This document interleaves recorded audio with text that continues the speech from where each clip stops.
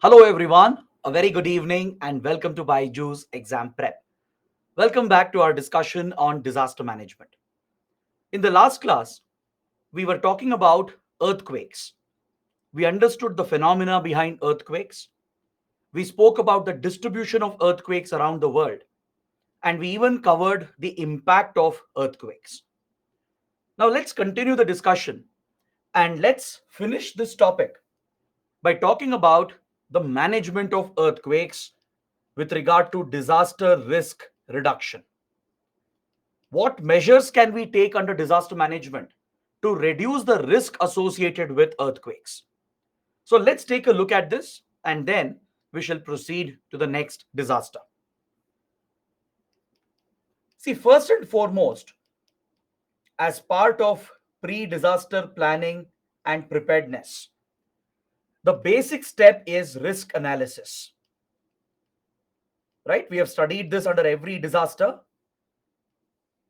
as to how these steps are very similar for disaster management of any hazard. The first basic step in the pre disaster stage is to focus on analyzing the risk. You have to understand what is the risk for your country, which regions are prone, which areas are more vulnerable. So you present this as a hazard vulnerability map. If you guys remember, I showed you the hazard vulnerability map of India yesterday.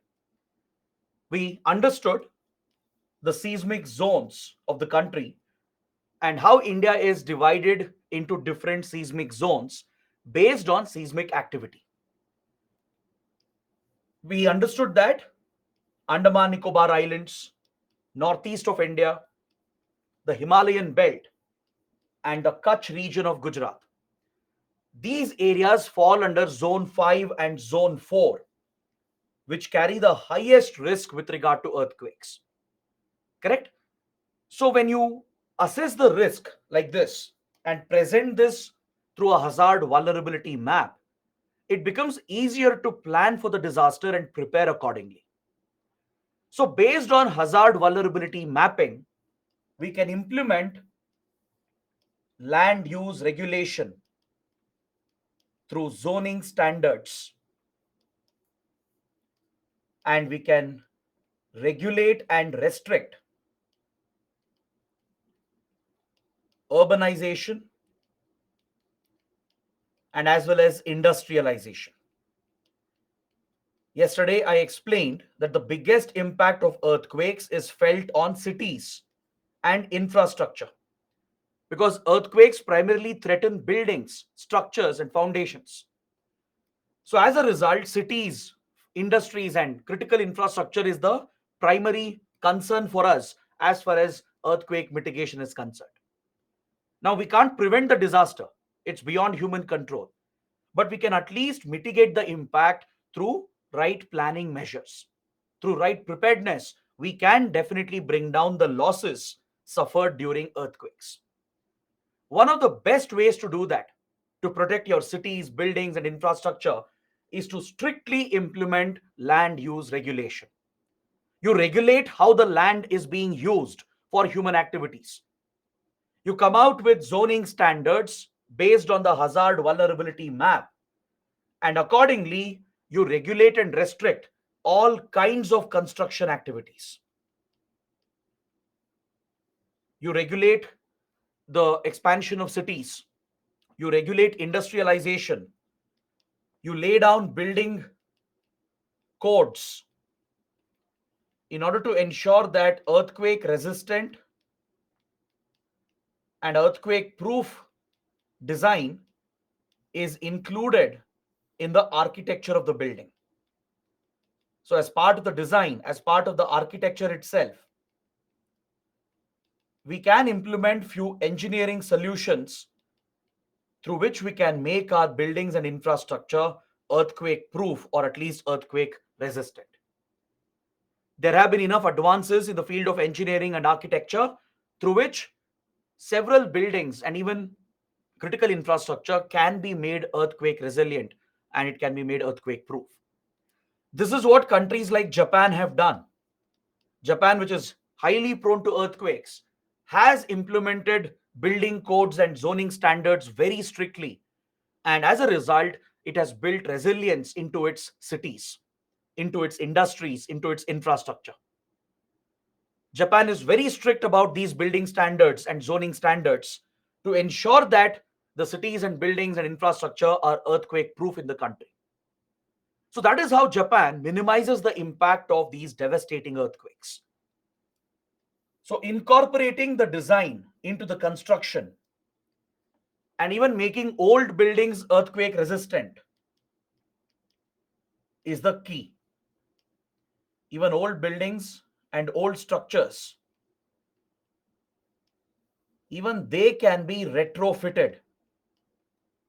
Even they can be retrofitted with these design features. That is the advancement we have today in engineering and architecture. It's not just the new buildings and structures which will be built, which can adopt these designs, but even the old buildings, the old facilities and structures, even they can be retrofitted with earthquake proof design and engineering techniques. So, this is the primary responsibility of the governments, the national government, the state governments, and especially the local bodies. Because eventually, the building codes, zoning standards will be enforced by the local authorities. So, local bodies play a very important role, and the national government and the state level governments, they have to provide a broad framework, provide the resources and the financial assistance needed to enforce these strict codes. If we are able to do this, then you can definitely bring down the impact of earthquakes. You can mitigate the impact of the disaster. Is that clear? Retrofitting of critical structures has to be taken up as a priority. For example, power grids, dams, power plants, nuclear plants, then critical government and defense facilities. So, such institutions, such facilities have to be a priority when you're retrofitting the old structures and even the new upcoming structures. Now, take India's new parliament, for example, and as well as the Bharat Mantapam, which has been inaugurated for hosting key global conferences, including the G20. These new buildings, which have come up in India's capital, they incorporate earthquake resistant design because Delhi is highly vulnerable to the impact of earthquakes. It's located in zone 4, and as a result, it experiences frequent high magnitude earthquakes. And even the old structures can be retrofitted to make them earthquake resilient. So the key here is regulation and enforcement at all the levels of the government, the central government, the state governments, and local bodies. They all have to take the responsibility to ensure strict regulation and enforcement. Then comes your other measures like creating public awareness, training the public, training the public and communities on how to respond during an earthquake. This is very, very important. The common public should know how to react when the earthquake strikes.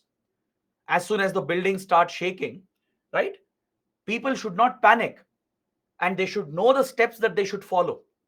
Instead of just trying to run out of the building, sometimes it is safer to hide under a strong structure like a table or a bed, which actually protects you from the falling debris, right? So, this requires training and awareness amongst the common people, conducting mock drills, using media and social media to spread the message and the guidelines. So every person is aware as to how to respond if an earthquake occurs, especially in seismically active zones. This is a very, very important step.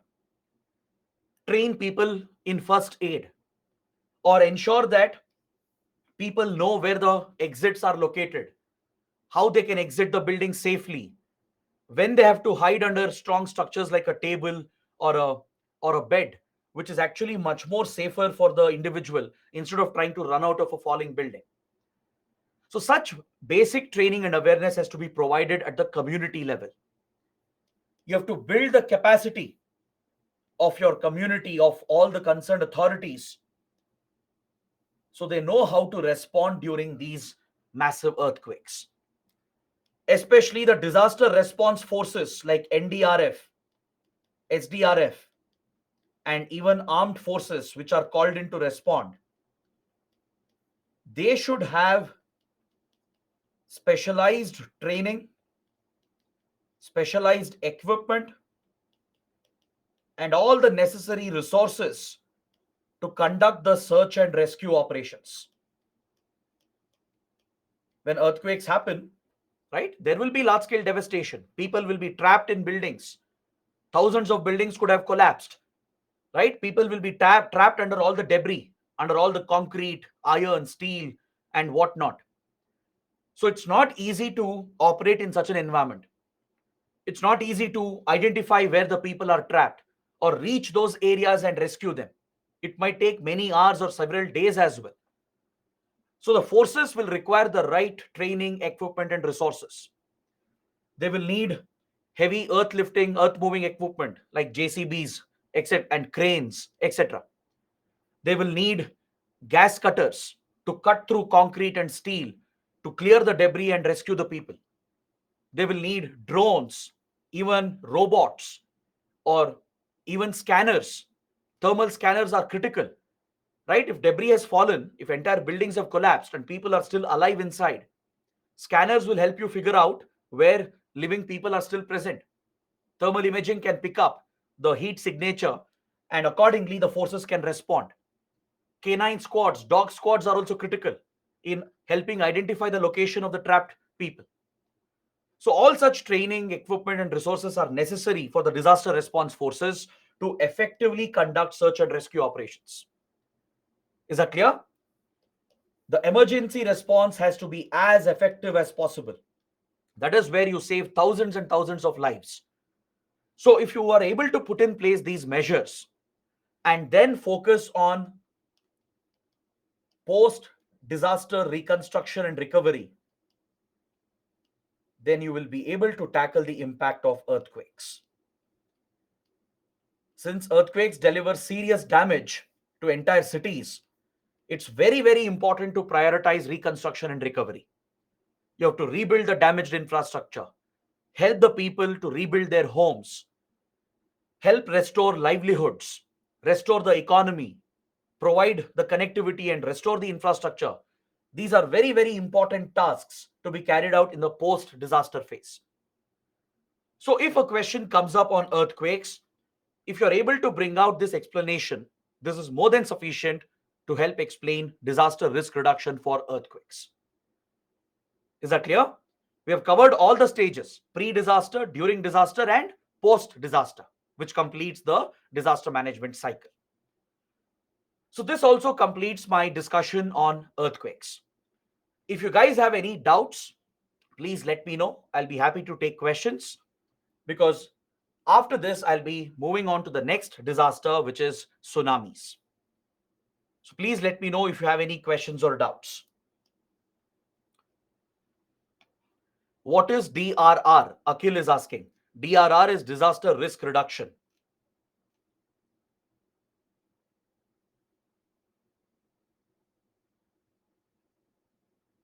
Abhishek is asking, why not zone 1 in map? If you're referring to the hazard map over here, right? According to seismologists, there's no point in listing zone 1. Zone 1 is a safe zone. Only those zones which witness any kind of seismic activity, only they are listed in the hazard map. So zone 1 is not even part of a seismic map. It's not even considered, because those are very stable regions. And also, please understand, you can't technically have zone 1. A massive earthquake in a region will affect the entire nearby region. At least the trembling will be felt, the tremors will be felt, right? Especially when aftershocks come after a few hours and few days. The tremors will travel, and almost every part in the region will witness some kind of tremors. So the starting is zone 2 to zone 5. That is the classification, the standard classification.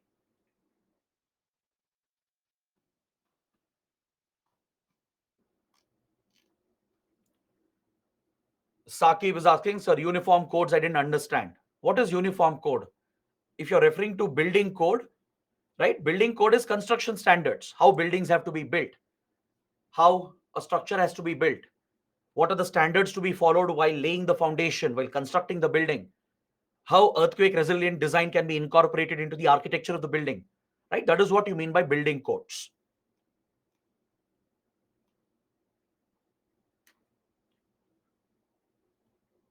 Vaishna is asking, what is the role of civil mechanical engineers in pre-disaster cycle?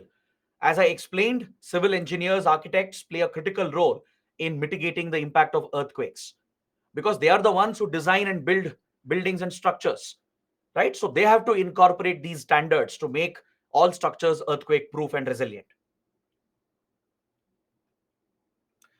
Sri Devi is asking, sir, can we write sinkhole as an example for earthquake? See, please understand, sinkhole is not an earthquake. Sinkhole is a phenomena where a part of the earth's surface sinks because of various reasons, due to land subsidence, due to heavy water percolation, which has weakened the soil structure. Part of the soil and the surface will collapse, right? Creating a massive sinkhole. But sinkhole is not exactly a major disaster.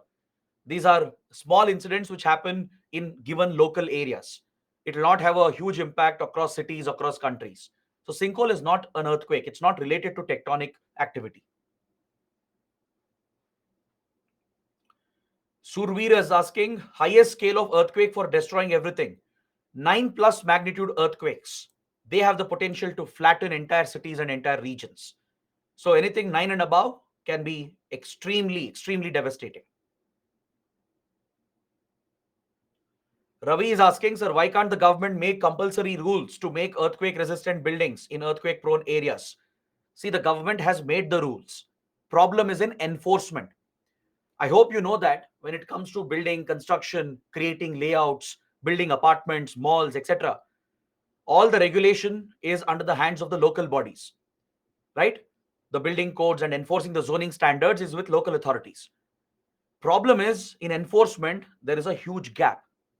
There is rampant corruption in our local bodies, which involves political parties, state and central governments as well, where they bypass the rules and they allow such construction to take place, even though we have building codes and standards. Is that clear? There is a nexus between politicians, government officials, and the real estate mafia and the construction mafia. So they bypass all the rules by paying bribes and get the permissions and they go ahead with the construction. So what we are lacking is enforcement. Strict enforcement is necessary. So we have to tackle corruption at the grassroots to prevent this from happening.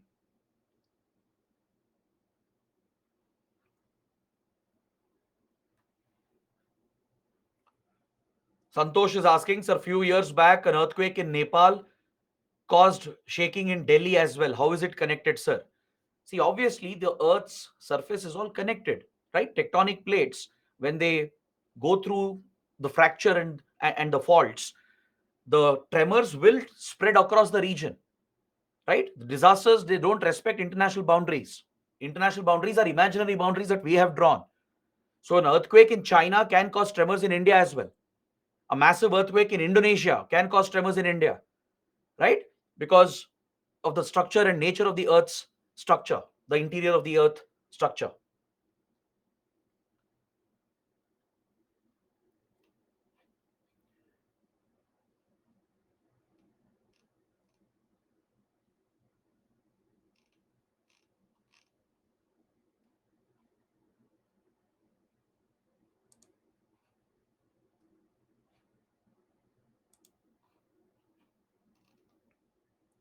Anu is asking, what makes tectonic plates move? Tectonic plates are sitting on molten magma, right? At the center of the earth, towards from the center, the core towards the mantle, you still have hot fluids which still haven't cooled down. And the plates which are sitting on these fluids will obviously tend to move.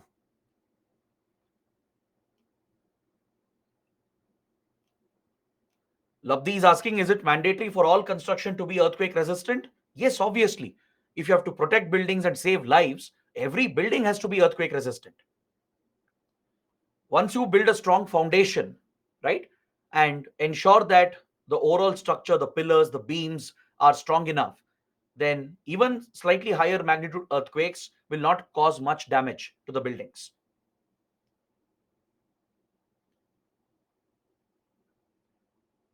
Akhil is asking, do earthquakes in seas have any impact? Yes, earthquakes happening under seas, right? Even they have a devastating impact because they cause tsunamis, which is the next topic.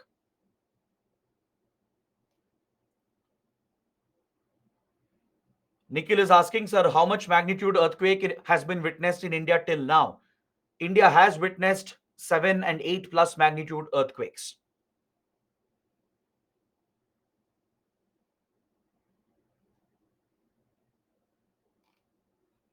Okay.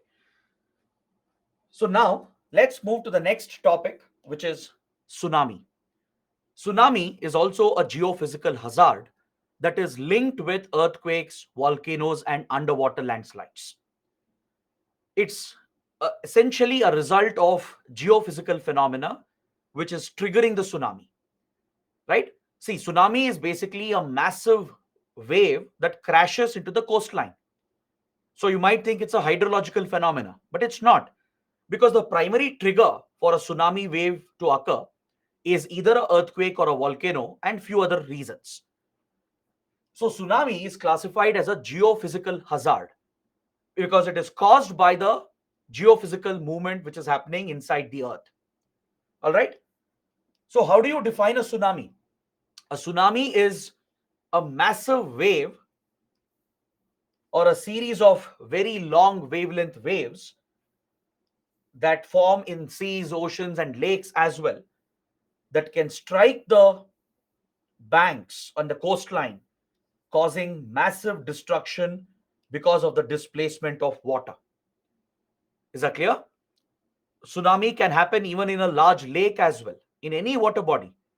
As I told you the other day, you take a big bucket. Imagine the bucket is filled with water. You drop something into it. Let's say you drop a huge stone inside the bucket. Obviously, the water will spill out, right? It's pretty much the same phenomena which happens in case of a tsunami. So essentially, tsunami is a series of long wavelength waves generated in these water bodies that gains height. It gains tremendous height. They can reach 12, 15 feet in height when they get closer to the bank and the coastline. And when they strike the coastline or the banks, they can cause extensive damage along the coastline and also trigger coastal flooding. So this kind of hazard is called a tsunami. So let's understand what causes a tsunami, and also let's talk about the phenomena involved in the formation of tsunami waves. Now, if you look at this diagram given here, this infographic, most of the tsunamis that we have experienced in the last few centuries, they have been triggered by earthquakes. Underwater earthquakes are the primary reason responsible for triggering a tsunami.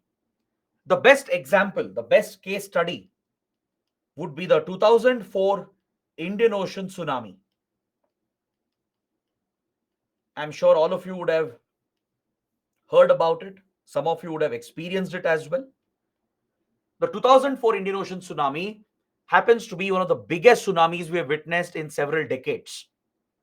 This tsunami was triggered by a massive earthquake that occurred at Sumatra in Indonesia. Where is Sumatra located?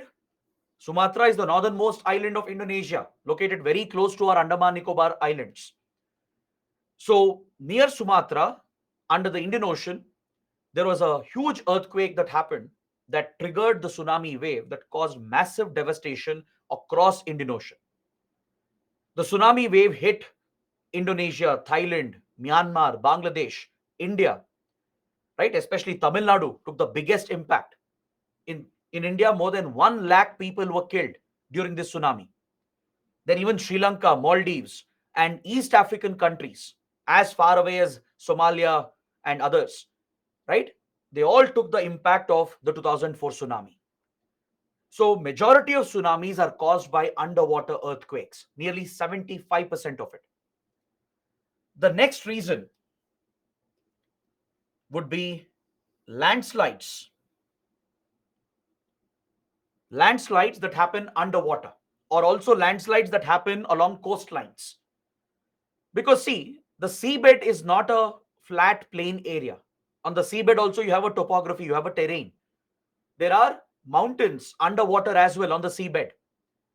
Is that clear? Please understand this. The terrain of the sea floor is not flat.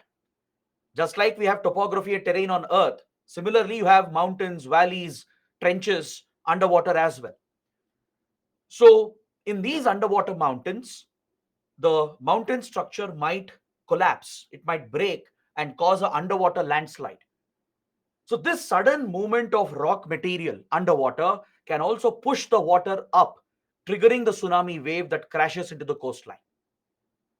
The other possibility is, imagine a coastline where there are cliffs and mountains. For example, if you look at United Kingdom, Australia, even the Californian coast, right? You have these mountains present on the coastline itself. So if part of the mountain crashes and collapses into the sea or the ocean, even that can trigger a tsunami wave. All right, so underwater landslides or land-based landslides, both can trigger tsunamis. Then volcanic eruptions. Volcanic eruptions happening on land and also underwater. There can be underwater volcanic eruptions, or even on land near coastline or near the sea. If there is a massive volcanic eruption and if all the lava magma rushes into the sea or the ocean, even this can push a tsunami wave. Next, there is an extraterrestrial reason. From outer space, there can be a hazard, which is the strike of a meteorite or an asteroid or a comet into the Earth, seas, and oceans.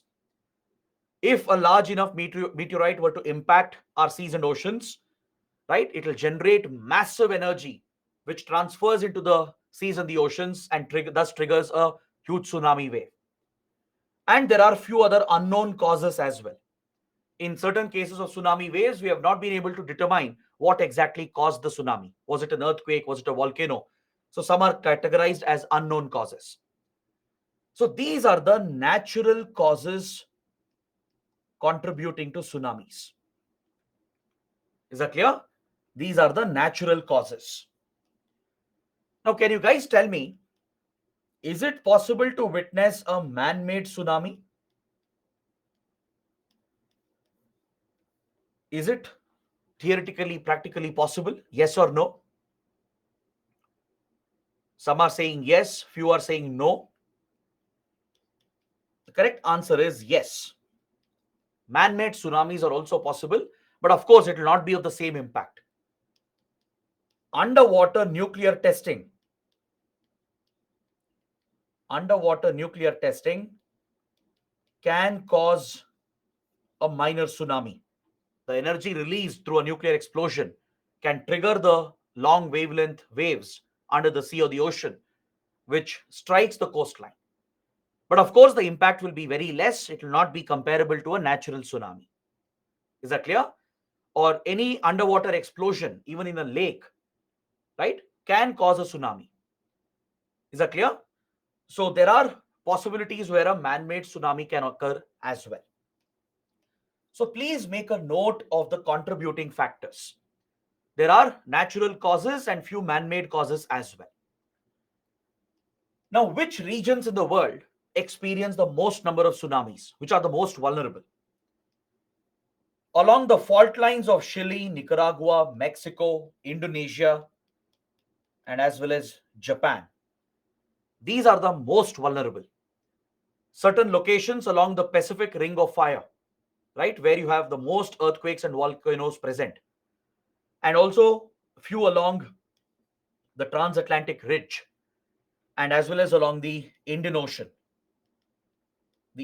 ridge. These earthquakes or even volcanoes that might happen or underwater landslides that might happen can trigger these killer tsunami waves that strikes these countries.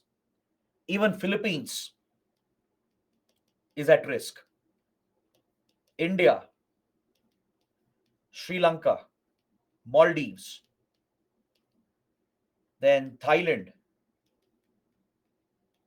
You can even add Bangladesh, Myanmar as well to the list. All right? Even United States, South Pacific Islands. So there are many countries which have experienced killer tsunami waves, but the most vulnerable are Chile, Nicaragua, Mexico, Indonesia, Japan, and the others. So according to available data, most of the tsunamis have occurred in the Pacific. Almost 790 plus have occurred in the last 3 decades itself. It's a very important fact for your prelims. Even if you don't remember the number of tsunamis that have occurred in the Pacific, just remember this factoid that Pacific Ocean has witnessed the most number of tsunamis since 1990. The statement can be given in a prelims question. All right. So clearly, Pacific Ring of Fire is responsible for most of these killer tsunami waves. Now let's understand the phenomena involved in generation of tsunami wave and the eventual strike of the tsunami wave. There is a process involved, there's a phenomena. You need to understand those mechanics. Let's understand how this energy travels through the seas and the oceans, how it transfers into the water, and how it eventually causes a tsunami wave. Now, look at the first picture here, the first image. It is depicting an underwater hazard. It's depicting the rupture of tectonic plates along the fault line that has caused a massive underwater earthquake. Similarly, there can be any other reason, as we discussed. There could be a volcanic eruption here, there could be a nuclear explosion, or an underwater landslide. So, any such reason which releases massive energy underwater can trigger the tsunami wave. Now, this energy which has been released, this massive amount of energy, it will transfer to the water itself, and of course, the energy starts traveling. It starts traveling in the form of waves. Is that clear? The energy which was released by this event transfers to the water body and travels as waves, which we call as a tsunami wave. Initially, in the deep seas and deep oceans, the tsunami wave will have a very long wavelength and short amplitude. Now, what do you mean by this? It means that the wavelength, the distance between the crest and the trough of the wave will be very, very long. It can be hundreds of kilometers. The wavelength is so long that you can't even detect if a tsunami wave has been generated, even if you're present at that site traveling on a ship. Imagine there is a ship present here where a tsunami wave has been generated in the deep seas and oceans. Because of the long wavelength, since the amplitude is very less, the height of the wave is very less, it's very short, but the wavelength is very long, and the energy is simply traveling below. Underwater, the waves are traveling below. So a ship on the surface will not feel anything. Even if a massive tsunami wave is passing below, the ship will not experience any impact because of the short amplitude. The wave has not gained height. It simply has a long wavelength and it's traveling at a tremendous speed, almost at 700 kilometers per hour. That is the speed at which tsunami waves can travel. It's almost as fast as a civilian commercial aircraft. All right. And the wavelength can be very, very long, 200, 300 kilometers. The distance between the high and the low, the crest and the trough, could be as long as 200, 300 kilometers. So as a result, if you were to be here, you will not even experience the tsunami wave. The wave is traveling below without making any impact because of its short amplitude. But as the waves enter the coastal area, as they get closer to the coastline, right, This is where the wave hits an obstruction. As it gets closer to the land mass, the continental land mass, right? The wave is all of a sudden being brought to a stop because the wave is encountering the land mass. It's not able to travel forward anymore. Now, what will happen? It's like a fast moving car and you have suddenly applied brakes on it, right? So, obviously, there is a reaction to that. When the waves get closer to the coastline, when they enter shallow waters, when they get closer to the continental landmass, the wave faces an obstruction. It's all of a sudden being brought to a halt. So obviously, the wave will start gaining amplitude. It will gain height and the wavelength reduces. The wavelength reduces. The wavelength undergoes a compression because of the sudden halt, and it starts gaining in height. It can start gaining height and reach anywhere between 4 feet to 12 feet to even 15 feet. Some tsunamis, which are minor, they will attain a maximum height of just 2, 3, or 4 feet. They will have a very minimal impact. But killer tsunamis, which cross 10 feet, which can hit 12, 15 feet, these waves which crash on the coastline, they cause the maximum damage. And it's not just one wave, there will be a series of waves. At least 3 to 4 waves will strike the coastline in back to back succession. That is going to flood the coastline and the coastal areas, causing massive devastation. Imagine a wall of water with a height of 10, 15 feet crashing into the coastal area, right? That force itself will destroy everything in the immediate reach of the coastline.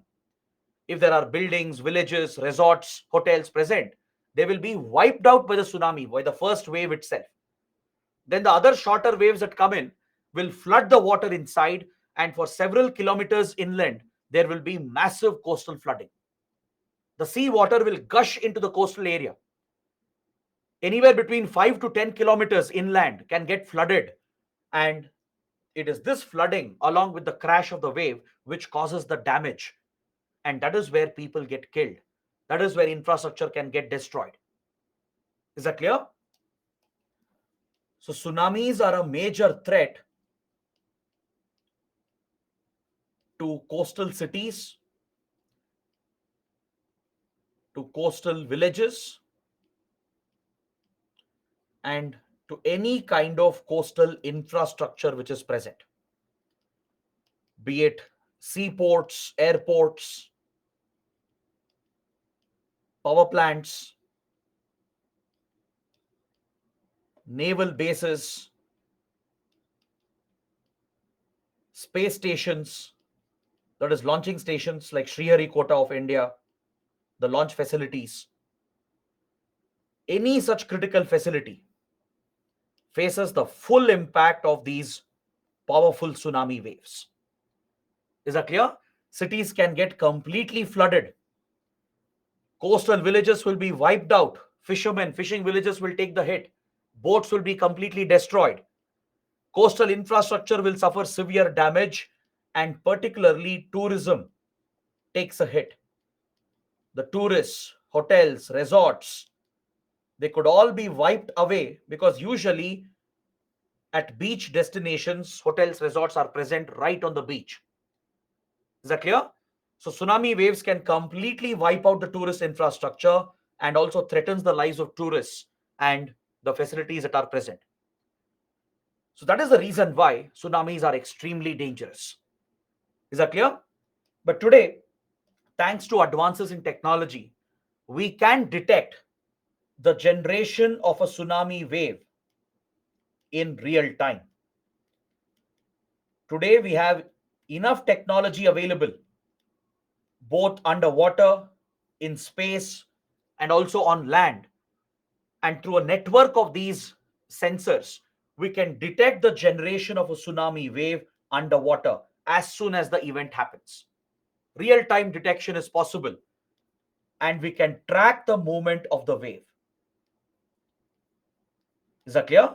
We can not only detect these underwater events with great accuracy, we can even track the movement of the wave and estimate the speed, the direction,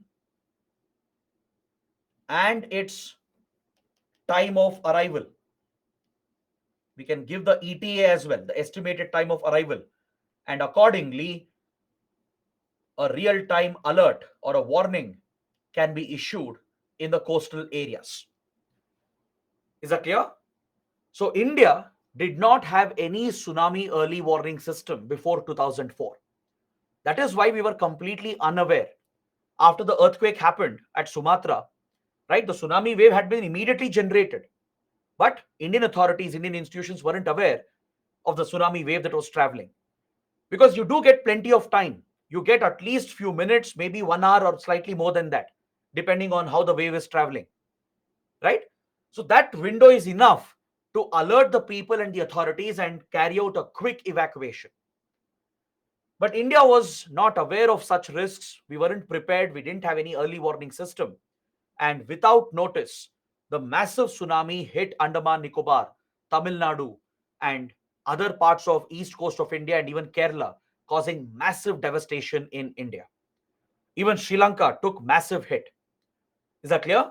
But after this experience, after learning this lesson, India has put in place a very effective tsunami early warning system. In fact, today India has one of the most sophisticated early warning systems in the world, which is comparable with that of Japan and US. These three countries have built this capability.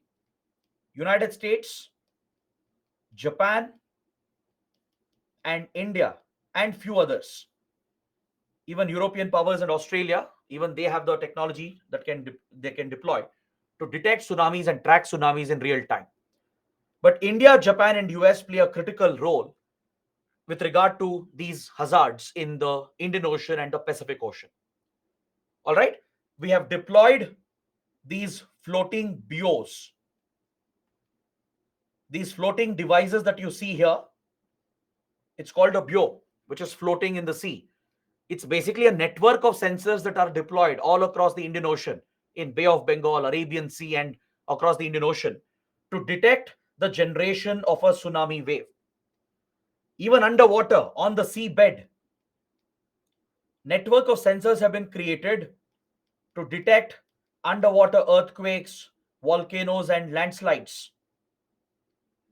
So these sensors will relay the data to satellites in orbit. Even satellites have the ability to track the creation and the movement of the tsunami wave, and the data can be relayed to the command centers, based on which real-time alerts can be issued to all the concerned stakeholders. Is that clear?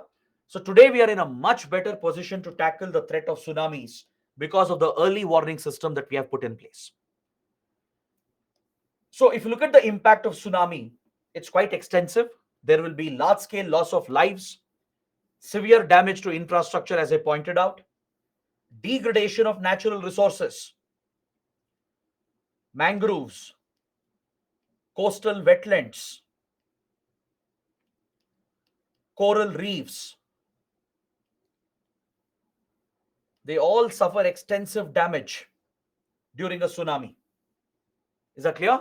Coral reefs could be destroyed. So marine life also takes a hit. Coastal wetlands will become flooded with saline water and also with debris and waste that the sea brings inside. Your lagoons, estuaries, backwaters, such coastal wetlands will be flooded with the seawater, right? And brings a lot of debris and waste as well, causing pollution, bringing toxicity, and changes the balance in that ecosystem. Mangroves will take the hit. Mangrove forest and tree cover is extremely crucial as a natural buffer against tsunamis. Remember, I had explained this under cyclones. While talking about cyclones, I had already covered this point. How mangrove forests and tree cover along the coastline acts as a natural barrier which cuts off the high speed winds coming during cyclones and the flood water coming during a cyclone. Similarly, the speed and strength of a tsunami wave can be cut quite extensively by mangrove forests and tree cover. Is that clear? Studies have shown that a well conserved and well protected mangrove cover can break the tsunami intensity by 25 to 30%. Even though they get affected, they take the hit, they protect villages and cities, and thus they act as a critical natural buffer. This is a key lesson India learned during the 2004 tsunami. We never cared about mangrove conservation protection before 2004. There was large scale destruction of mangrove forests in Andaman Nicobar, in Tamil Nadu, and along the east coast of India. That is why the damage was more extensive on India. So, following the 2004 tsunami, the government of India, the Environment Ministry, and as well as the National Disaster Management Authority, they have worked very proactively in the last 20 odd years, along with state governments and other local authorities and local villages and fishing communities, to conserve and protect the mangrove cover in the country. Today, India has increased its mangrove cover because of these efforts in the last 20 years. Is that clear? The Manmohan Singh government, which brought out the Disaster Management Act, started acting on this immediately and prioritized mangrove conservation and protection. The coastal states also responded. And now the Modi government also has launched few new initiatives to conserve and protect the mangrove cover. So because of all these efforts in the last 20 years, the mangrove cover along our coastline has increased. And this is a natural protection, a natural buffer against the impact of tsunamis and cyclones. So there will be extensive loss of livelihood for farmers and fishermen. Because as I told you, fishing villages will be destroyed, fishing vessels and boats will be completely damaged, agricultural fields, they will be flooded with seawater. So as a result, farmers and fishermen take the biggest impact. All right. And of course, there is a huge ecological cost, which I just explained. Clear? But we have to pay attention to the damage that is caused to critical infrastructure, especially sensitive facilities like nuclear plants, naval bases, power plants, power grids, and even railway infrastructure, road and railway infrastructure, mobile internet connectivity, right? Or any other critical infrastructure present along the coastline. It's very important to protect them, and especially nuclear plants deserve more attention because the world learnt a very, very important lesson in 2011 during the Fukushima disaster in Japan. I had explained this in a previous class as well as to what happened at Fukushima in 2011. Right? There was a massive underwater earthquake in Japan, near Japan, that triggered a tsunami. And the tsunami wave hit the Fukushima nuclear power plant that affected the power supply. Right? Even the backup power supplies were taken out by the tsunami wave, which hit the Fukushima power plant. And this caused melting of the nuclear core, causing a radiation leakage, and it turned into a nuclear disaster. In the last 3 decades, the Fukushima tragedy is the biggest nuclear disaster we have seen. All right. Even today, the region here is contaminated with radioactive material and radiation. Japan still faces the impact of it. And in fact, that is what pushed Japan to consider a path away from nuclear energy. Even before Fukushima, Japan was debating on the issue of nuclear energy and the risks associated with it. But Fukushima disaster made it clear to Japan that nuclear technology is extremely dangerous, not just for weapons development, but even for civilian energy, that is electricity. So, like Germany, Japan also is trying to move away from nuclear energy. Germany has already shut down all its nuclear plants. Japan also is considering that following its experience during the Fukushima disaster. So, India has to pay attention to this. Why? Because we have a couple of important nuclear facilities located on the coastline. One is Kalpakam and the other is in Kudankulam. Both are in Tamil Nadu. So along the east coast of India, where the highest vulnerability is present, we have two major nuclear plants, nuclear facilities, that is Kalpakam and Kundankulam. Kundankulam is a civilian reactor for electricity generation, which is we are building with Russia's help. Kalpakam is a research reactor, which is involved in both civilian program and the military program of India. So protecting these facilities, safeguarding them against the impact of tsunamis is extremely important. Is that clear? So please look at the map, the vulnerability map of India. The entire east coast and even parts of west coast are prone to the impact of tsunamis. Historically, Arabian Sea also has witnessed tsunamis. There are records going back to 1800s and even before that that documents tsunami waves that have hit Maharashtra, Karnataka and Goa. This is centuries ago.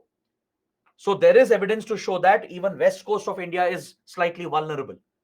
All right? In the past few centuries, tsunamis have hit west coast of the Indian subcontinent. But east coast is more vulnerable because of the Pacific Ring of Fire which passes next to it. Because of the vulnerability of Indonesia and Andaman Nicobar for earthquakes and volcanoes, any massive underwater event in this region, right, near Andaman, Indonesia, Malaysia, and Singapore, this underwater event could be an earthquake or a major landslide or a volcano, can trigger a massive tsunami that will strike the east coast of India. So please note down India's vulnerability. Even the west coast is vulnerable. There is historical evidence to show that, but east coast is more vulnerable. Now, what do we do under disaster management? What steps can we take to reduce the disaster risk? How do we mitigate the impact? We can't prevent tsunamis. It's impossible. It's beyond human control, right? If a tsunami wave is generated, it is going to strike the coastline. So only thing we can do is prepare, plan, and mitigate or reduce the impact. So for that, we have to reduce the risk, reduce the vulnerability, reduce the exposure. So the first basic step is a effective, reliable early warning system. As I told you earlier, India has done this successfully through INCOIS. INCOIS is a scientific institution based out of Hyderabad that deals with oceanic studies.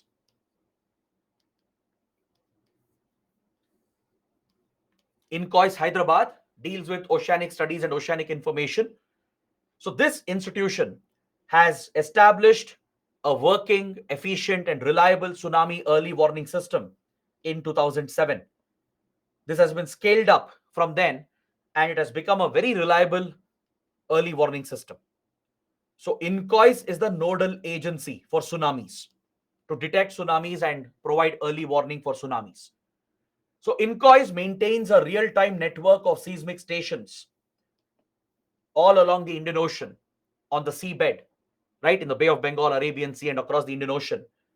And it has also installed tidal gauges to measure the tides. It has deployed these buoys, which we saw in the picture, that transmits the data to satellites, to India's satellites. Even satellites can track the movement of the tsunami wave, and all the information is relayed in real time to a command control center. So INCOIS will immediately issue real-time alerts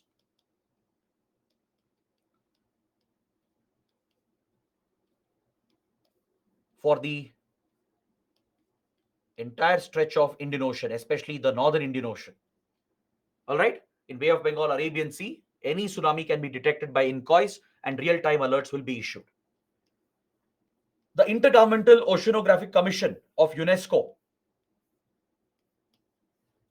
it has recognized the Indian Tsunami Early Warning Center as the alert provider for 28 Indian Ocean countries.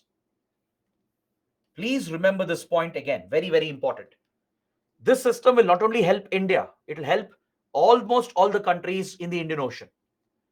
So, India's tsunami early warning system has been recognized as the nodal agency to give alerts for 28 Indian Ocean rim countries. because they don't have the facilities and the technology. So the Intergovernmental Oceanographic Commission of UNESCO has designated the Indian Tsunami Early Warning Center as the nodal early warning agency for the Indian Ocean, stretching from Indonesia to Australia to West Asia to East Africa.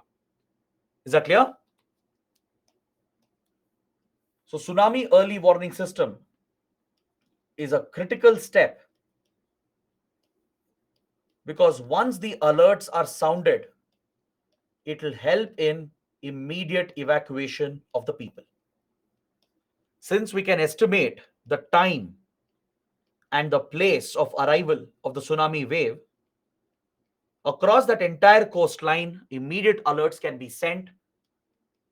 If you have sirens and hooters installed, right, they can all go off simultaneously, thus sending out an immediate warning to the coastal areas. You can also send a SMS blast, automated SMS blast, to all the mobile phones that are active in the region, right? Then all the concerned authorities can be alerted in real time. The local, district, and village level authorities, state level authorities, and all the authorities of the central government, all concerned institutions will get a real time alert, from Indian Navy to Coast Guard to the NDMA, Cabinet Secretariat, Prime Minister's Office, right? The Chief Minister's Office, State Disaster Management Authority, NDRF and SDRF. They all get the real time alert along with the district administration and village level local bodies. And the most important step here is their training and awareness. Before the disaster can happen, right, you should train all the concerned institutions on how to react, how to respond. Once the alert goes off, they should know how to mobilize the people, how to encourage them, push them away from the coastline and take them into the shelters, which is essentially nothing but the cyclone shelters which we have already built along the east coast of India. Since east coast is highly prone to cyclones as well, there are cyclone shelters which have been built. The same facilities can help during tsunamis to shelter the people, at least in the 5 kilometer vicinity of the coastline. That is the minimum threshold, right? At least in the 5 kilometer range, you have to evacuate all the people. Is that clear? So the authorities have to be trained, the district administration, the police, they should know how to react, how to respond. And the people should also be made aware through mock drills and training exercises. Once the sirens and hooters go off, or once they get the SMS, they should know what to do. People have to leave everything behind and run immediately, right? You can even train the hotels and resorts to evacuate the tourists. So every stakeholder has a responsibility to act immediately once the alert is sounded. Then, of course, you protect and conserve your natural buffers. You protect the mangrove cover, the tree cover. Land use planning, that is CRZ guidelines, and its enforcement will be critical in implementing the zoning standards. The coastal regulation zone guidelines brought out by the Ministry of Environment, Forest and Climate Change. It will restrict, regulate construction activities and human activities. So thus, it ensures the lesser presence of people near the coastline and automatically minimizes the threat. You can even create structural barriers. You can take up structural measures, at least at sensitive locations.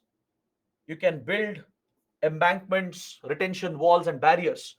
And Japan has done this quite effectively. Now, let's say there is a seaport or an airport or a nuclear power plant or a naval base. Such critical installations can be protected through these barriers and structures which can be built that can retain the region and push the water back or hold the water or distribute the water, which protects these critical facilities. Japan has actually done quite well in this regard. So India can learn from that. Even we have critical sites located on the east coast, and we can also take up these structural measures to protect some important locations. Even along coastal cities like Chennai, right? Embankments, barriers, and retention walls can be built to minimize the impact of the tsunami wave. So, tsunami shelters, we already spoke about it. Our cyclone shelters turn as tsunami shelters as well. And in the post disaster, the affected people should get some insurance and compensation so that the risk can be transferred. Since livelihoods will be uprooted, right? A lot of people could get killed. Farmers, fishermen will take the biggest impact, right? Their financial risk has to be transferred through insurance and compensation. This will be a very important post disaster step. All right, to help in recovery, transferring the financial risk is important through insurance and compensation. And of course, the government should also focus on reconstruction of infrastructure. Critical infrastructure which could be damaged should be rebuilt by the government as quickly as possible in order to bring some normalcy back to the affected region. So these are the basic steps that have to be taken under disaster management to reduce the disaster risk associated with tsunamis. Is that clear? So this completes my detailed discussion of tsunamis as well. So now we are left with very few topics under types of disasters. We have epidemics. We'll also look at forest fires. And I'll also talk about lightning, why India has not recognized lightning as a disaster. All right. Then we will also have a small discussion on man-made disasters. These are the few topics we have for today, which will complete this entire module. And we will be heading towards the last part of our discussion. So if you have any questions, do bring it up. I'll try to take 3-4 questions. And then I'll start with the next disaster. We'll talk about a biological hazard, that is epidemics and pandemics.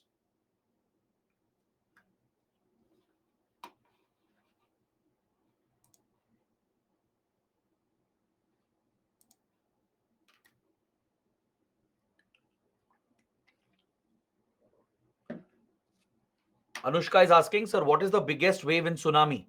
As I told you, tsunami waves can reach up to 12 feet to 15 feet in height. Anu is asking, INCOIS comes under which ministry? Ministry of Earth Sciences.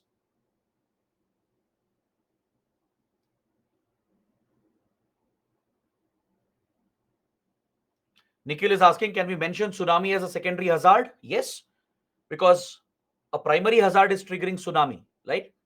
For example, earthquake or volcano, which are primary hazards, they are triggering the tsunami. So tsunami becomes a secondary hazard.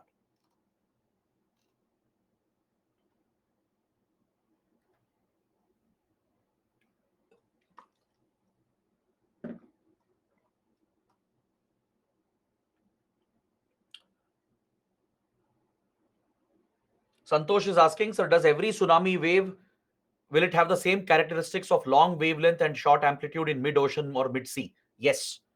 Any tsunami wave will have long wavelength and short amplitude when it's in the mid-sea. But as it gets closer to the coastline, wavelength will reduce and it will grow in height. In inland, tsunami is possible. As I told you, in a lake, a tsunami is possible. Imagine there is a large water body, a lake, and there is a mountain next to it. And there is a sudden landslide. A huge piece of rock slipped and fell into the lake. So that force will trigger a tsunami wave in that inland water body, which crashes the wave into the bank and causes the same kind of damage. The phenomena, the process involved is the same.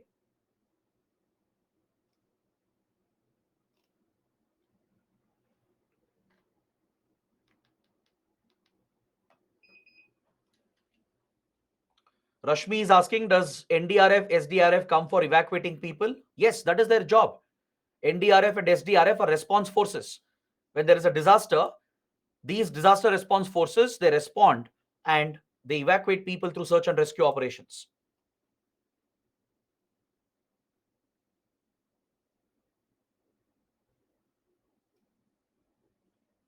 Labdi is asking, how far is it justified to ask fishermen to pay premium for insurance? See, we are not asking fishermen to pay. The government can come out with an insurance model. I explained this point in previous classes as well. When it comes to disasters, private insurance companies, they don't recognize disasters. They treat disasters as an act of God. They don't provide insurance to that. But governments can work with insurance companies, or maybe government itself can create a insurance scheme where it contributes to premium on behalf of the people. Right? People may not be able to afford the premium. Government can contribute. Like government has insurance for farmers. Government has insurance for healthcare. Similarly, government can create an insurance scheme or a policy by working with the private insurance industry and create a product which provides immediate compensation to the affected people. Sahil says LIC. Yes, like LIC. LIC can come out with such a product, but government has to take the initiative.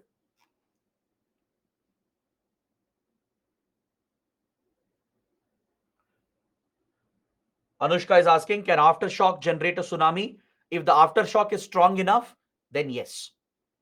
If aftershock is also of a higher magnitude, let's say 5 or 6 or 7 magnitude, even aftershocks can generate tsunami.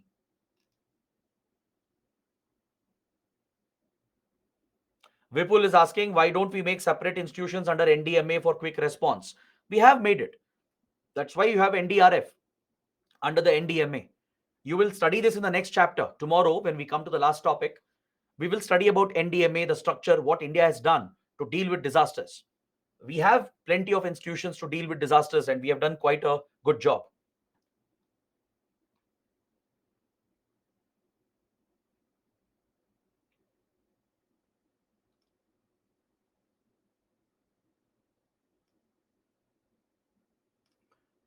Femina is asking, sir, why most nuclear plants are located near coastal areas? That's because nuclear plants require a lot of water for cooling solutions and also to let out the wastewater. That is one reason why usually nuclear plants are located near coastal areas.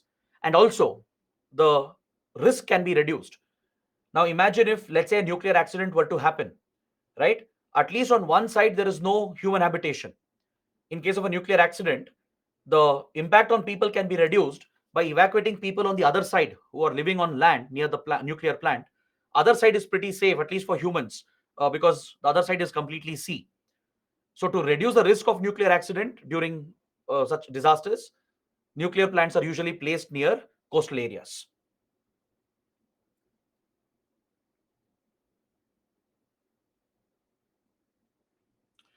Jansi Rani is asking, can earthquake inland cause a tsunami? No. Earthquake inland cannot cause tsunami waves because in a lake, right? Earthquakes which happen, they happen on a very large scale. So an earthquake cannot trigger a tsunami in a lake. Earthquake can trigger tsunamis in undersea or underwater, under ocean conditions, not in a lake.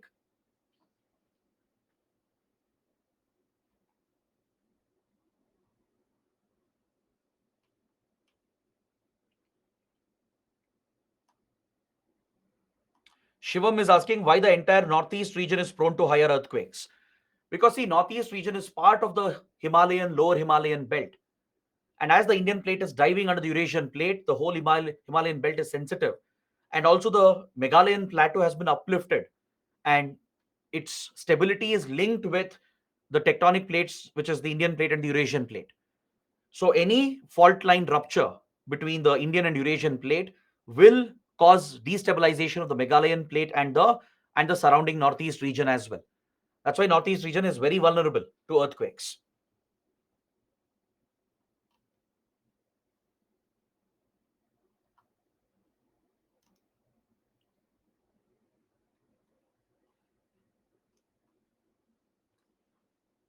Anurag is raising a good point.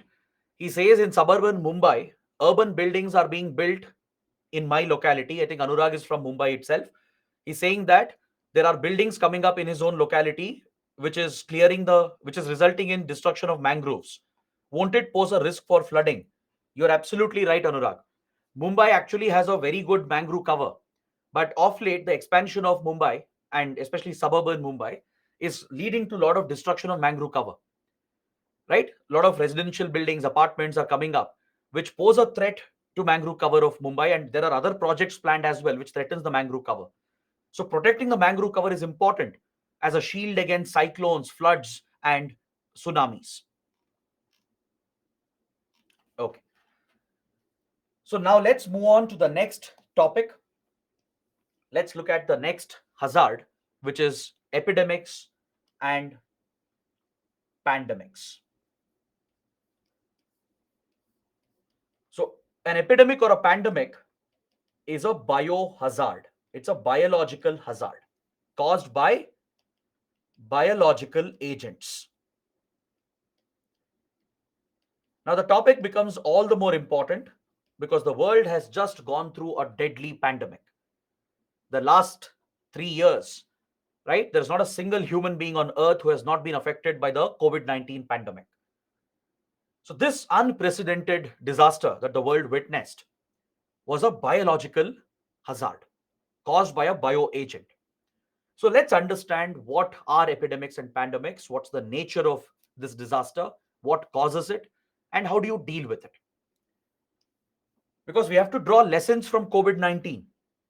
There were plenty of mistakes made by several governments and international organizations when it came to COVID 19.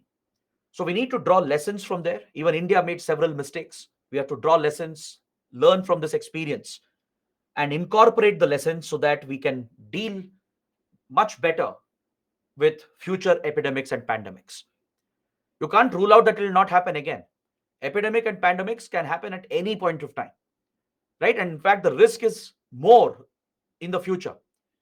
In the coming years, the risk of deadly epidemics and pandemics is only going to increase because of climate change and global warming.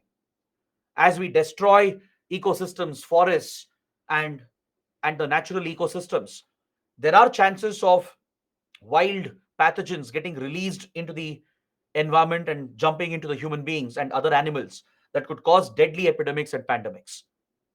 In fact, this is one hazard which has apocalyptic potential.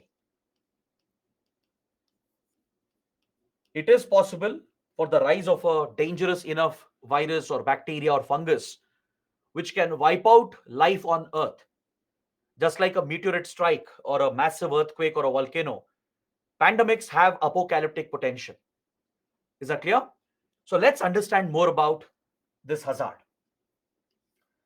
An epidemic is essentially the rapid spread of an infectious disease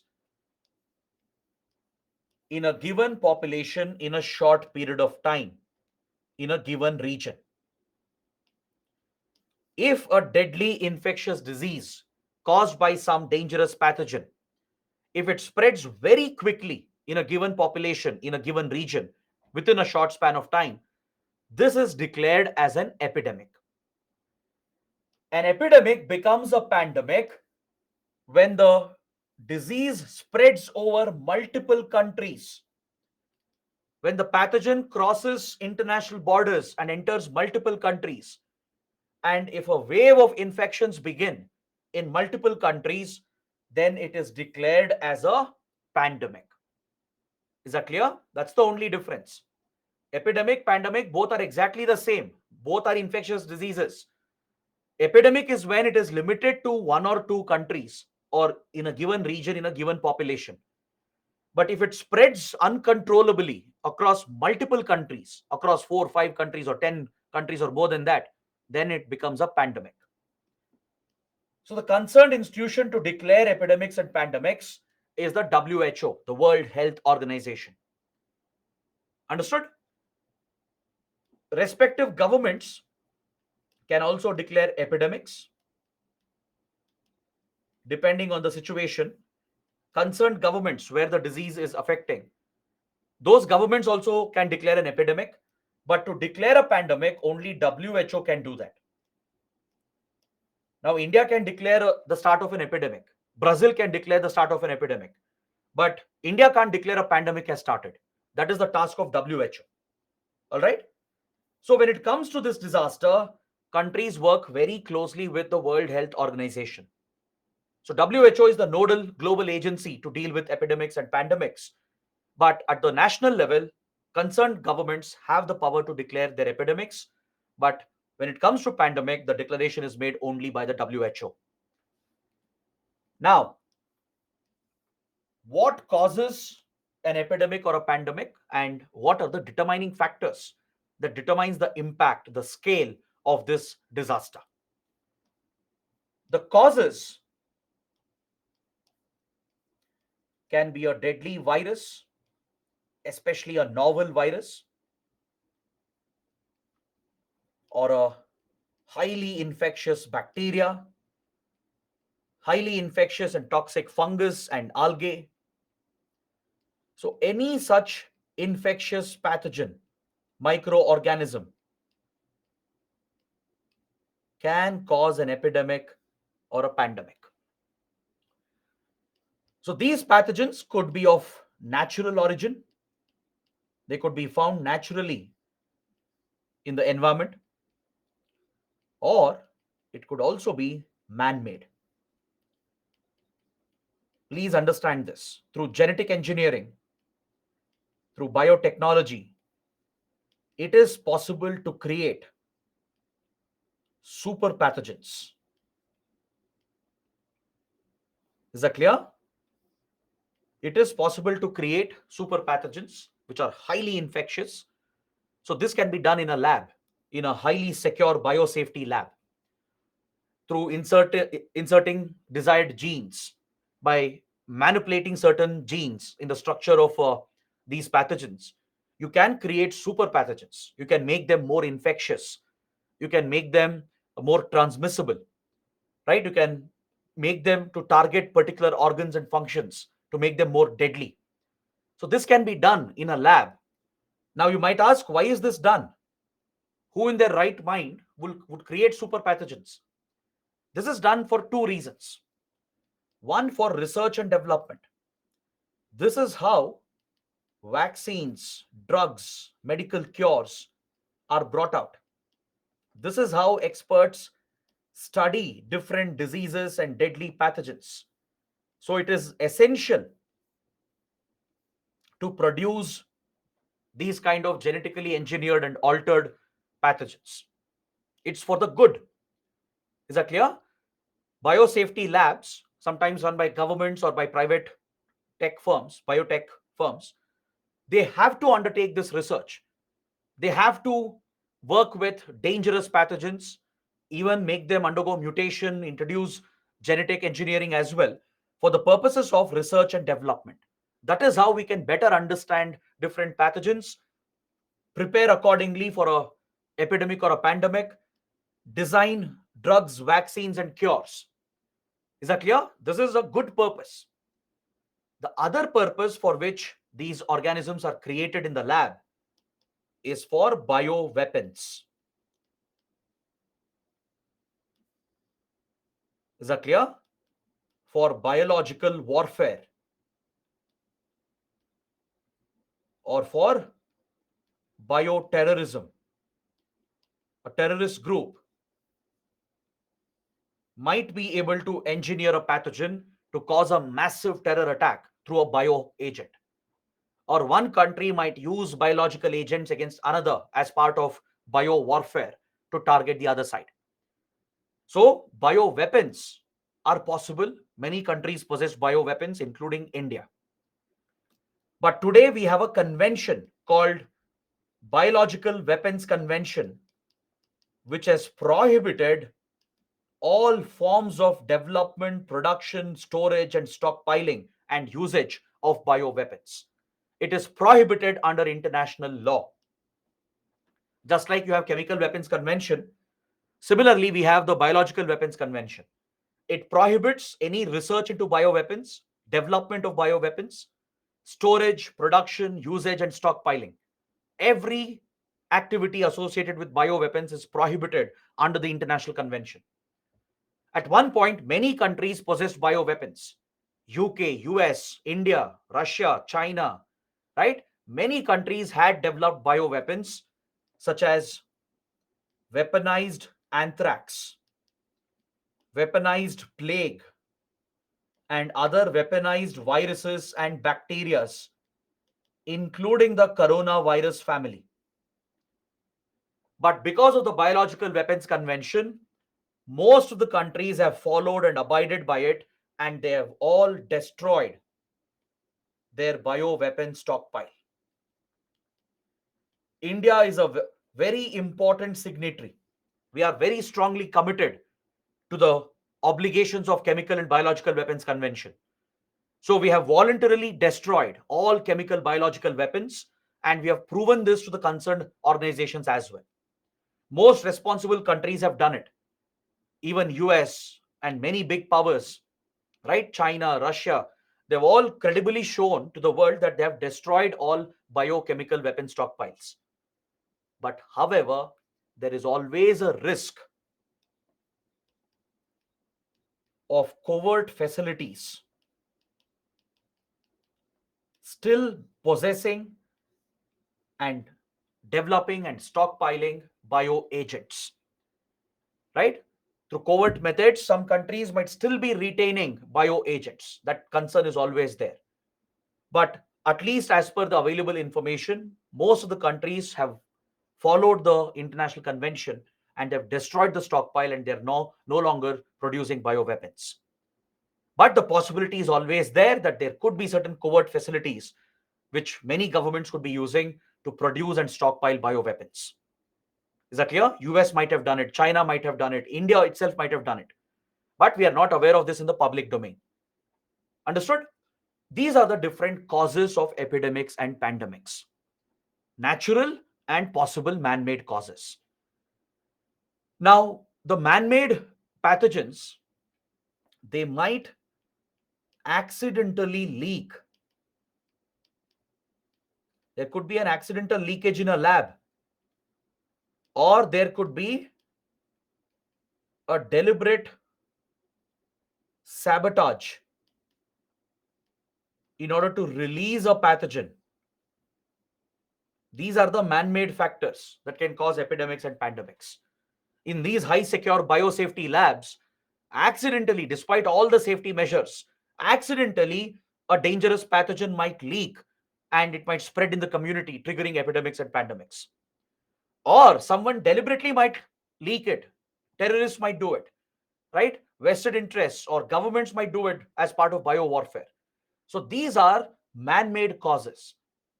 But usually, the epidemics, pandemics we have seen, they are largely natural in origin, including COVID 19. I know many of you got excited when I was talking about this. Many people still believe in conspiracy theories that China released COVID 19. It was from Wuhan Institute of Virology that COVID 19 leaked out. Please don't listen to these conspiracy theories, because all available evidence suggests that COVID 19 was of natural origin. Is that clear? Don't go by imaginary stories and fiction. Initially, yes, the possibility had to be considered. When the origins was not clearly known, the possibility of COVID 19 being man made, either getting leaked accidentally in the lab or deliberately being leaked, should be considered. That's what every intelligence agency did, right? The CIA and every intelligence agency, including India's RAW, they considered the possibility of COVID 19 being of man made origin. But CIA, which has extensively gone into the origin of COVID 19, has come out with enough evidence to show that most likely COVID 19 was of natural origin, not man made origin. Is that clear? We haven't seen any evidence contradictory to that. WHO came to the same conclusion. Several researchers around the world who have conducted independent studies, they've all come to the same conclusion that most likely COVID 19 is of natural origin. It's highly unlikely that it is of man made origin. All right. So please put all those conspiracy theories to rest. Don't ever mention that China caused COVID 19. China released COVID 19. It was a bio war. Don't ever mention this. That is conspiracy theory. You will lose your credibility. Is that clear? Now, coming to the determining factors regarding the impact of an epidemic. What determines the deadliness of a pathogen? There are many factors present, and I'm sure some of you are already aware of this because there has been a flood of material in the last 3 years regarding epidemics and pandemics. Right? Before 2019, none of you had heard about terms like social distancing or the importance of sanitization, right? Or terms like virulence, reservoir, vectors, or even terms like reproduction rate or R naught. All these terms have become common usage today because of COVID 19. I'm sure all of you are aware of this because you have read this repeatedly in newspapers, you have read about it online. So let us go through this once in a structured manner. Let's understand what factors determine the eventual impact of a dangerous pathogen that enters into human beings.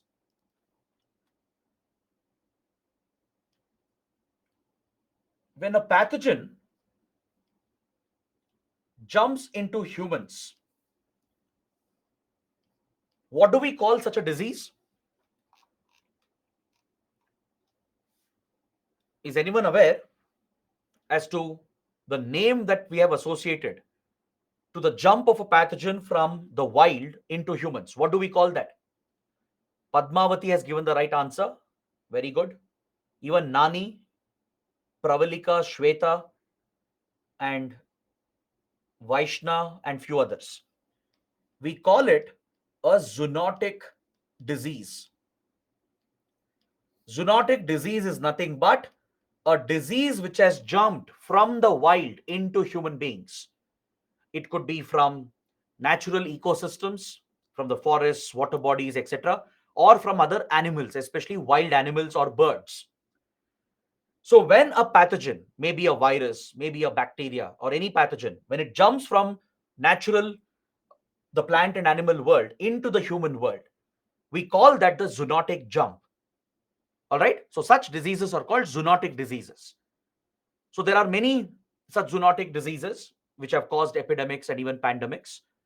We have the Zika virus disease or ZVD. Zika did cause a lot of concern. It still is a concern in some parts of the world. Do you guys know where Zika broke out and spread? In which part of the world? Zika virus or Zika virus disease became a major concern and epidemic. In which part of the world? Africa. The correct answer is South America, Brazil in particular. Of course, it has come up in other parts of the world, including in India, but the major outbreak where it became an epidemic is in Brazil. All right. I think you guys got confused with Ebola. Ebola is primarily in Africa, which is another major outbreak which has happened recently. In the last few years itself, we have seen some deadly epidemics like Zika in Brazil, Ebola in Africa, and there are plenty more.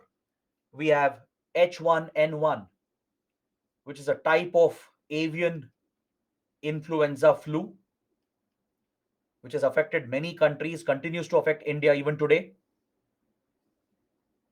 Right? Under the avian influenza family, there are plenty of strains of viruses which can be quite deadly. Right? They mainly jump from birds to humans with the possibility of a vector being present in between, and they can cause serious diseases. Then, of course, we have the coronavirus family. Coronavirus is not new. We knew coronavirus for a very long time. It's an entire family of viruses.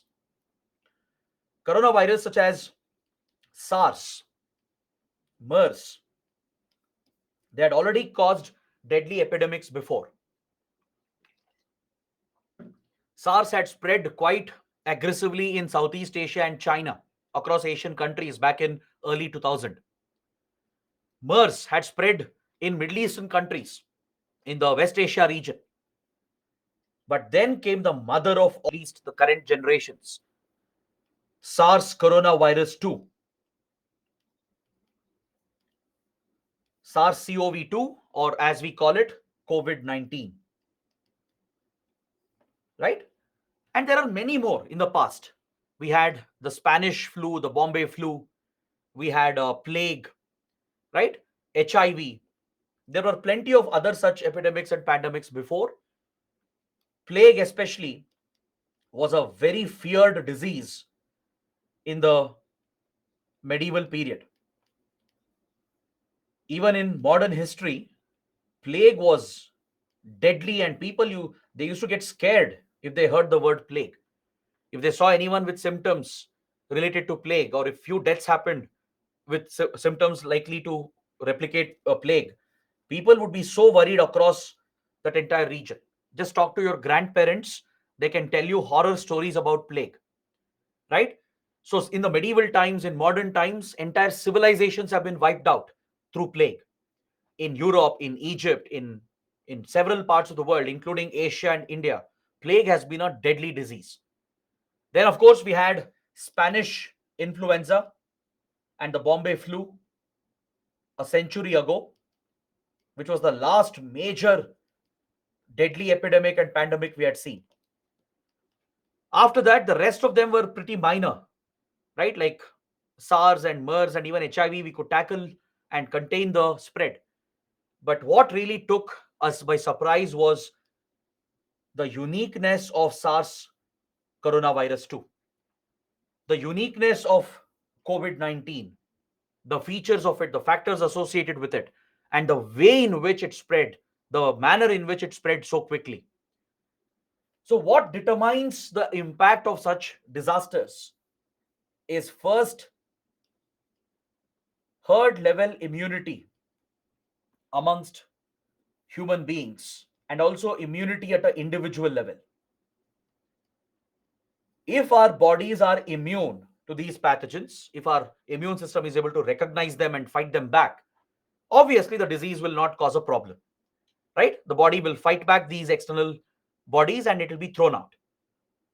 The problem is when our body is not used to it, especially in case of novel pathogens. What do you mean by novel? Novel means new, something which is new, something which we had never experienced. Now, COVID 19 was a novel virus. It was for the first time, it was jumping to human beings, and thus none of the humans had been exposed to it. Our immune system had no memory of this virus. That's why it could not generate the immune response. So the virus could easily replicate in our bodies, spread the infection, and affect multiple organs, eventually causing death. Is that clear? So immunity plays a critical role in our defense against these diseases. Herd level immunity at the community level. What immunity does the whole community have? We as human beings, as a society, what extent of immunity have we developed? And second, at individual level, each person's immunity differs, right? On your genetics, your lifestyle, etc. All these factors play a role in determining your immunity level. This plays a very important role in determining the spread of the disease. All right. Next, virulence. How quickly can the pathogen spread? How quickly can it replicate? How quickly can it transmit from person to person? These factors play a critical role. Its rate of replication and transmission and mode of transmission as well. Mode of transmission is critical. Now see, deadly diseases like HIV didn't become the same kind of threat because HIV spreads through a particular route. HIV does not spread so easily, right? That's where we got lucky. Humans got fortunate. For HIV virus to spread from person to person, there are certain specific conditions. There should be some kind of fluid contact. There should be unsafe sexual intercourse with an infected person, or unsafe blood transfusion, or drug addicts who are using the same syringes, right? And if one of them is a HIV positive person, that is when the virus will make a jump. So HIV's spread was limited thanks to its difficult mode of transmission. Now, just because you touch a HIV person or eat food with them, you will not get the virus, right? That's why HIV did not become such a huge menace. It is a threat, but it didn't become the same menace like COVID-19. COVID-19 and other respiratory diseases are more deadlier because of their mode of transmission, which is air-to-air transmission. They can transmit through the air, through surface, and through contact. Those are the deadliest form of pathogens because humans are social beings. We come in contact with others.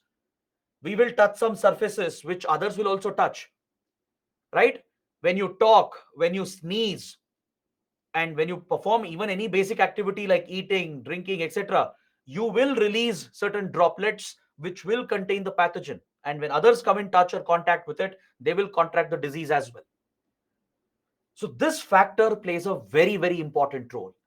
Its rate of replication, transmission, and mode of transmission, and as well as the incubation period. How long does it take to incubate and show symptoms and spread? COVID 19, for example, would quickly incubate in 3 to 4 days, and fourth day onwards, you will start showing symptoms, which means you can transmit this to others right now. So that short window also plays a role. Is that clear? So virulence is a very, very important factor. Next, the vector and the host. Vector is a animal or an organism that is a carrier of the pathogen. Like for example, in the case of mosquito-borne diseases, malaria, dengue, chikungunya, and the others, mosquito is only a vector. The mosquito itself is not affected. It's only a carrier which is carrying the pathogen and passing it on to human beings. Right? There are cases where birds, then pig, and bats also act as vectors. They only carry and pass it on to others. They themselves are not affected. Then you also have reservoir hosts, which are those animals and birds which are a reservoir of different pathogens. This is the origin. You have civet cats, pigs, bats, and various birds that are the reservoirs of many deadly pathogens. Is that clear? Wild animals in general, right? They do act as a reservoir host for several dangerous pathogens which we humans have not come in contact with. There are other animals and organisms acting as vectors, carriers, who simply transmit the virus to humans. So all the factors play a critical role, and of course the mobility, the speed and the volume of spread, which we determine through R naught or the reproduction rate. The rate at which the disease is spreading through the community, determined through R naught. If R naught is less than 1, then it is manageable. It means one infected person is passing on the disease to less than one person. If R naught is equal to 1, it means one infected person is infecting one more person on an average. Even then you can manage. You can still contain the spread. But the moment R naught crosses 1, if it becomes 1.5, 1.9, 2, 3, 4, it means each infected person is affecting multiple people. This is where you witness the wave of infections. It's an exponential curve that you will be looking at. The moment R naught jumps above 1, touches 2 and goes beyond 2, you will witness an exponential spike in the cases. Right? That's what we saw during COVID-19. There were multiple waves of infections. The first wave, second wave, third. Some countries went through fourth wave as well. Is that clear? So the infections will hit a certain peak before coming down and again picking up. Is that clear? Socio-cultural factors also play a role in its spread. The practices that we have in our society and culture, like in some cultures, shaking hand is a common practice. In some cultures, giving a hug and a peck on the cheek is a common culture, right? It's a social practice. So in such societies, diseases will spread quickly, right? This is where the Indian tradition of greeting a person with namaste, with just folding hands without touch, without contact, became more popular, right? And other practices linked with religion and tradition, even that plays a role. Religious gatherings, religious events, religious beliefs. In several orthodox religious beliefs, science is put down, scientific evidence is dismissed, and blind faith and belief is promoted in a so called God. This actually undermines our efforts to curb the spread of a disease. See, it's not about one religion. You find this in every religion. Be it any religion, the orthodoxy and superstition associated with religion and the blind faith and belief that many people have could become a dangerous factor that could aggravate the spread of the epidemic and the pandemic. We saw this happening during COVID 19, right? In several countries across religions, be it Christianity, Hinduism, Islam, be it Judaism, across religion, the superstitious beliefs and practices further the spread of the virus, right? Because there will be large gatherings during religious events, or there would be a certain cultural religious hesitance against taking vaccines, against believing in science. So this becomes a major factor as well that administrators have to keep in mind when tackling a epidemic or a pandemic. We have to overcome these challenges. We can't entertain them. We have to overcome them through scientific evidence and to right governmental policies. Next, drug resistance also plays a role. Since we have abused, overused drugs, antibiotics, self-medicated ourselves, our bodies and even pathogens would have developed a certain degree of resistance against the first line and second line of drugs that we have. Like take antibiotics, for example, right? In countries like India, where we pop pills on our own as if it's candy, right? We don't even consult doctors. We don't take prescriptions. Pharmacists don't ask for prescriptions, right? You go ask for any powerful antibiotic, they'll sell it to you, right? The moment we get any symptom, people, they go purchase the drugs they want from the local chemist and they consume it. And they don't even complete the course. That is the worst part. So when you abuse antibiotics and drugs and essential medicines, drug resistance will build up. The pathogen becomes smarter. It mutates, it evolves to overcome the impact of the drug. Your body's immunity gets compromised. Drug resistance would get built up. And hence, your first and second line of defense gets wiped out. We do stare at a possibility where the first and second line of antibiotics that we have, which transformed human healthcare, could become ineffective in the coming years because of overuse and abuse that has given rise to super bacteria and super pathogens, right? So all these factors play a critical role along with climate change and environment destruction. I've seen that many students get surprised when I say that climate change can cause pandemics. They get confused. They're like, how can climate change, global warming contribute to pandemics? How can environment destruction contribute to pandemics? See, please understand, these pathogens are not coming from an unknown place. They're coming from our own nature, right? In our nature, in the earth, there are plenty of places where many pathogens are still hidden, which we humans have never exposed to.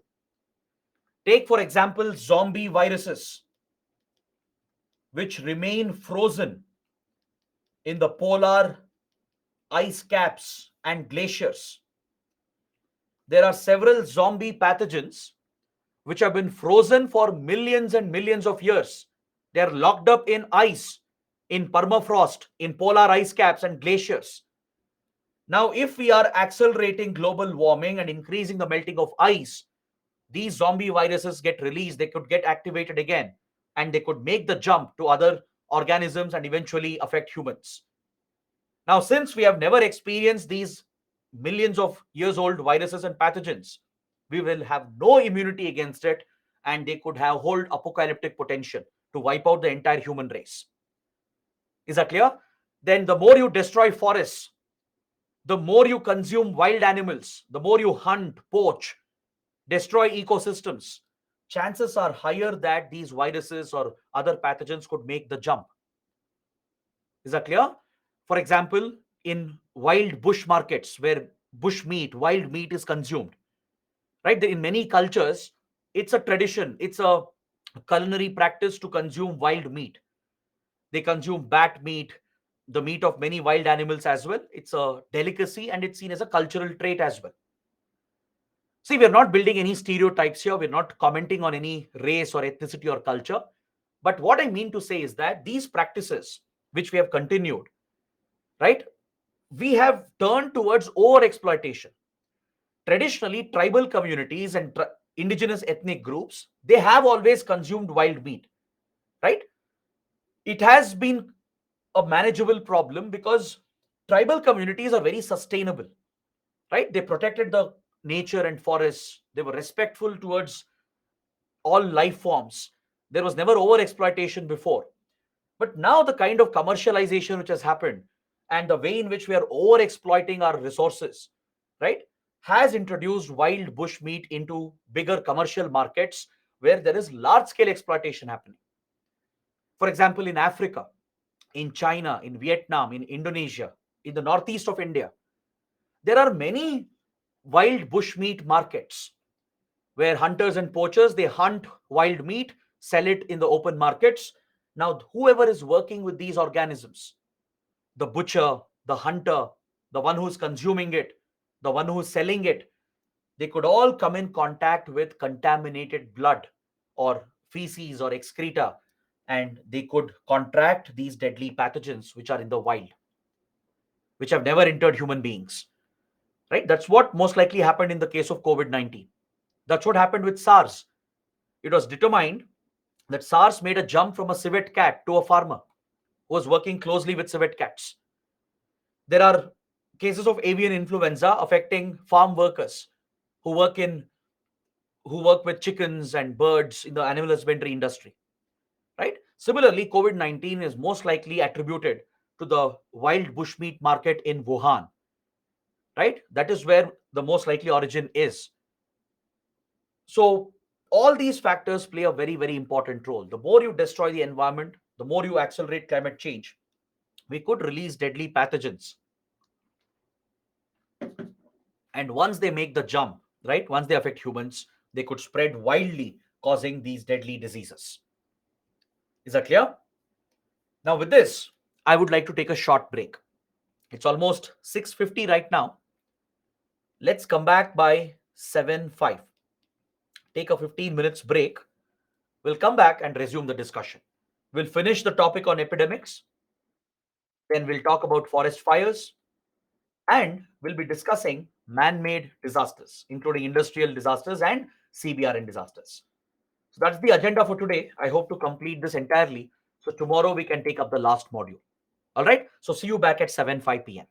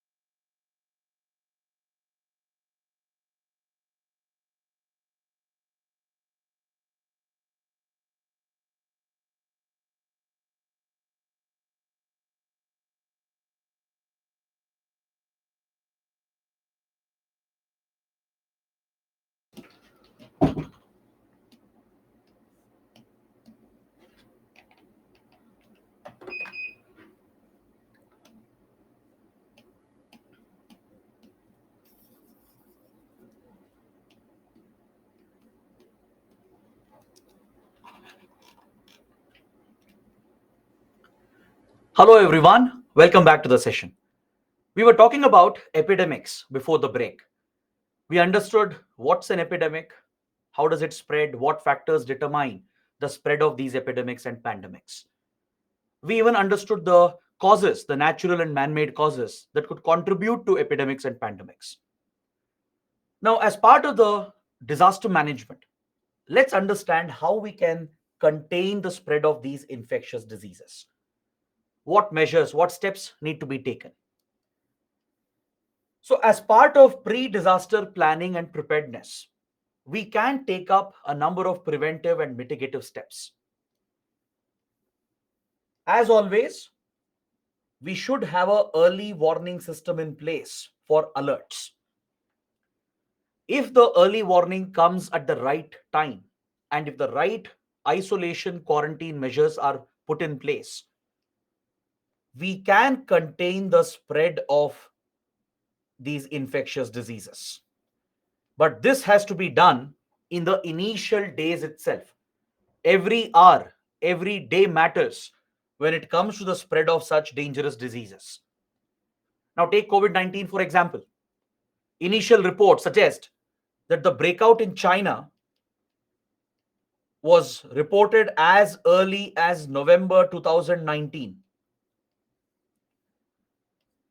Until January, China kept the world under complete ignorance as it wouldn't share the information regarding the emergence of a new novel virus. It was only in December that some reports came out that a deadly disease is appearing to be spreading in Wuhan. But China dismissed the reports, did not share any information, any data with WHO and other countries. So, this lack of transparency from China allowed the virus to easily spread to other countries as well before the world could realize the threat. By January and February, we were already seeing cases spreading and waves coming up in Italy, in Iran, in South Korea, in Japan, and then across Europe and US. It was only in March 2020, that the WHO declared COVID 19 as a pandemic. So we had wasted precious 3 to 4 months before taking proper global action.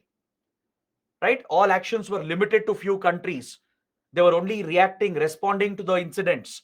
By then, the virus had already spread far and wide in the community.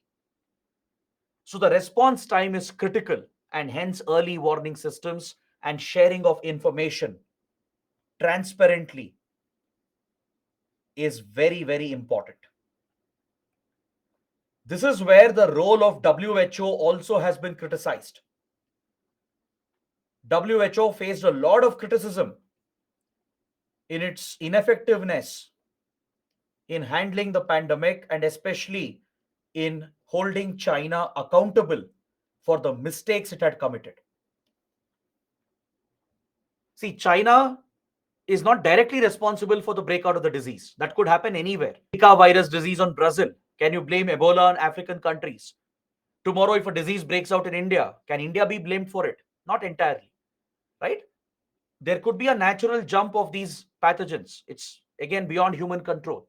No country alone can be singled out and blamed for it. So, similarly, we can't blame China for the emergence of COVID 19. It was not even under China's control. But what China did after the breakout is what matters. This is where China has been heavily criticized by the global community. It kept the world blind for 2 months, did not share the information, misled the WHO, and only when things went out of control, only then China gave some partial information. WHO failed to hold China accountable, and WHO did not have its own measures to take further action. Again, the problem is with the structure and powers of WHO. Again, it's unfair to put all the blame on WHO as well, because WHO is just a scientific organization. It does not have any enforcement powers of its own. If a country is not sharing information, giving access to WHO scientists, WHO can't do anything about it. It does not have any penalizing powers or enforcement powers. So the structure of WHO, the powers given to it, has come under question. So the need of the hour is for a global framework through the United Nations and WHO, where we can put in place a transparent and accountable reporting system to detect future epidemics and pandemics at the earliest, so immediate action can be taken to curb the spread. Unfortunately, we haven't done it even now. This is the problem with us humans. This is the problem with geopolitics. Every country is concerned only about its self interests. Even today, after all the devastating impact of COVID 19, no country is serious about creating a global framework. Ideally, there should have been a response mechanism built in where through the UN and WHO we could have a transparent, accountable mechanism for reporting such incidents. Even today, we don't have that in place. Hopefully, in the coming years, we should draw lessons from COVID 19, the mistakes that were made by all the countries and WHO, and we should try to avoid repeating these mistakes. Next, promoting sanitation and hygiene as part of our day to day culture. It took a pandemic to train all the humans that we should be concerned about sanitation and hygiene. Basic practices like washing your hands, wearing a mask, maintaining social distance, isolating, quarantining yourself if you're suffering from any symptoms, right? In most countries, these practices were unheard of. Many in India, I'm sure you also know about this, many were taken aback. They were surprised. They were shocked in January and February 2020 when they heard that countries could be locked down. No one had heard the word lockdown till then. There were countries which had experienced this before, like China and Southeast Asian countries. If you've ever been to, let's say, Thailand or Singapore or Vietnam or even China, it's a practice there where people in general wear masks. In general, they pay more attention to sanitation hygiene because they have experienced epidemics before. They have gone through such waves before. In other parts of the world where it was unheard of, it came as a shock. Enforcing that becomes problematic for the governments, right? You can't enforce this through rules. So this requires behavioral change to be introduced. You have to change behaviors, you have to change attitudes. This can come only with awareness, training, and promotion of the culture of sanitation and hygiene. Even when COVID 19 was breaking apart India, there were many patients who were unwilling to get tested, unwilling to quarantine themselves, breaking the basic rules. I'm sure you would have experienced this in your own families and in your immediate circles, right? Such irresponsible behavior is a result of lack of training, lack of preparedness. In general, if there is a culture of cleanliness, sanitation, hygiene, if people understand the role of social distancing, if that behavioral attitudinal change is brought out, then it acts as a natural vaccine. We call it a social vaccine. When a vaccine is still not ready, through such measures, we can at least implement a social vaccine. That's where social distancing plays a role. All right? Lockdowns can be effective if used strategically by cutting down economic activities, by restricting people to their homes, apart from the first line responders. You can restrict human interaction and thus curb the spread of the pathogen. But problem is, initially countries went into a panic mode. Every country, including India, imposed sudden and harsh lockdowns without much thought behind it. This will have a huge economic and social impact. Look at the impact on migrant workers, the economic loss, the reverse migration which happened from cities back to rural areas, the price that poor people paid again, right? For rich and upper class, middle class, it was easy. You simply switch to working from home, online education, right? You had entertainment at home, YouTube, Netflix, whatnot. This is a luxury poor people don't have. Daily wage earners, right? The poor people lost their jobs. They have to work every single day to earn their livelihood. So when lockdowns were imposed without any thought, without a basic rationale, it hit millions and millions of people, not just in India, around the world, right? Governments went into a panic mode. They thought lockdowns would be effective when they enforce it immediately. But there should be a better rational thought and a strategic implementation of lockdowns. This is a lesson that countries learned in the first lockdown. That's why in the next waves, you saw strategic lockdowns being imposed. Is that clear? Instead of imposing lockdowns blanketly and blindly, strategic lockdowns were imposed later, in the later half of 2020, 2021, even in 2022. Strategic lockdowns were imposed because that gives better results with minimal economic and social impact. It's about balancing the two. Yes, it's important to fight the disease, doesn't mean you rupture your economy and make millions of people suffer. While the rich and middle class have no impact, poor people will continue to suffer the impact. Right? Such policies cannot be adopted. At least going forward, governments have to be more aware of the rationality behind lockdowns. Lockdowns serve a very important purpose. It gives enough time for the government, for the healthcare system to prepare. Because once the virus or pathogen is spreading wildly, once it's out of control, it will result in a massive wave where hospitals will be flooded and crowded, beds and ICUs will not be available, doctors will be in shortage, right? People will die on the streets in their homes without medical care. To prevent that crisis from happening, you have to impose a strategic lockdown for a few weeks so the healthcare system can prepare. Enough beds can be allocated, medicines can be procured, oxygen can be procured, ICU beds can be set up. So, lockdown is a time for the government, the health workers, police, and every first responder to prepare for what is coming next. It is inevitable. The wave will happen. The moment you lift the lockdown, virus will spread, bringing the next wave. So, lockdown is a strategic tool to prepare for what is to come. When it is imposed blindly without a proper strategy, it has a huge negative impact as well. But countries learned this and then they started going for strategic lockdowns. But COVID 19 really taught us how important public health infrastructure is for a country. In a country like India, where healthcare is largely privatized, right? We all receive healthcare mainly through private clinics, hospitals, etc. Right? Be it at primary healthcare level or secondary healthcare or tertiary healthcare.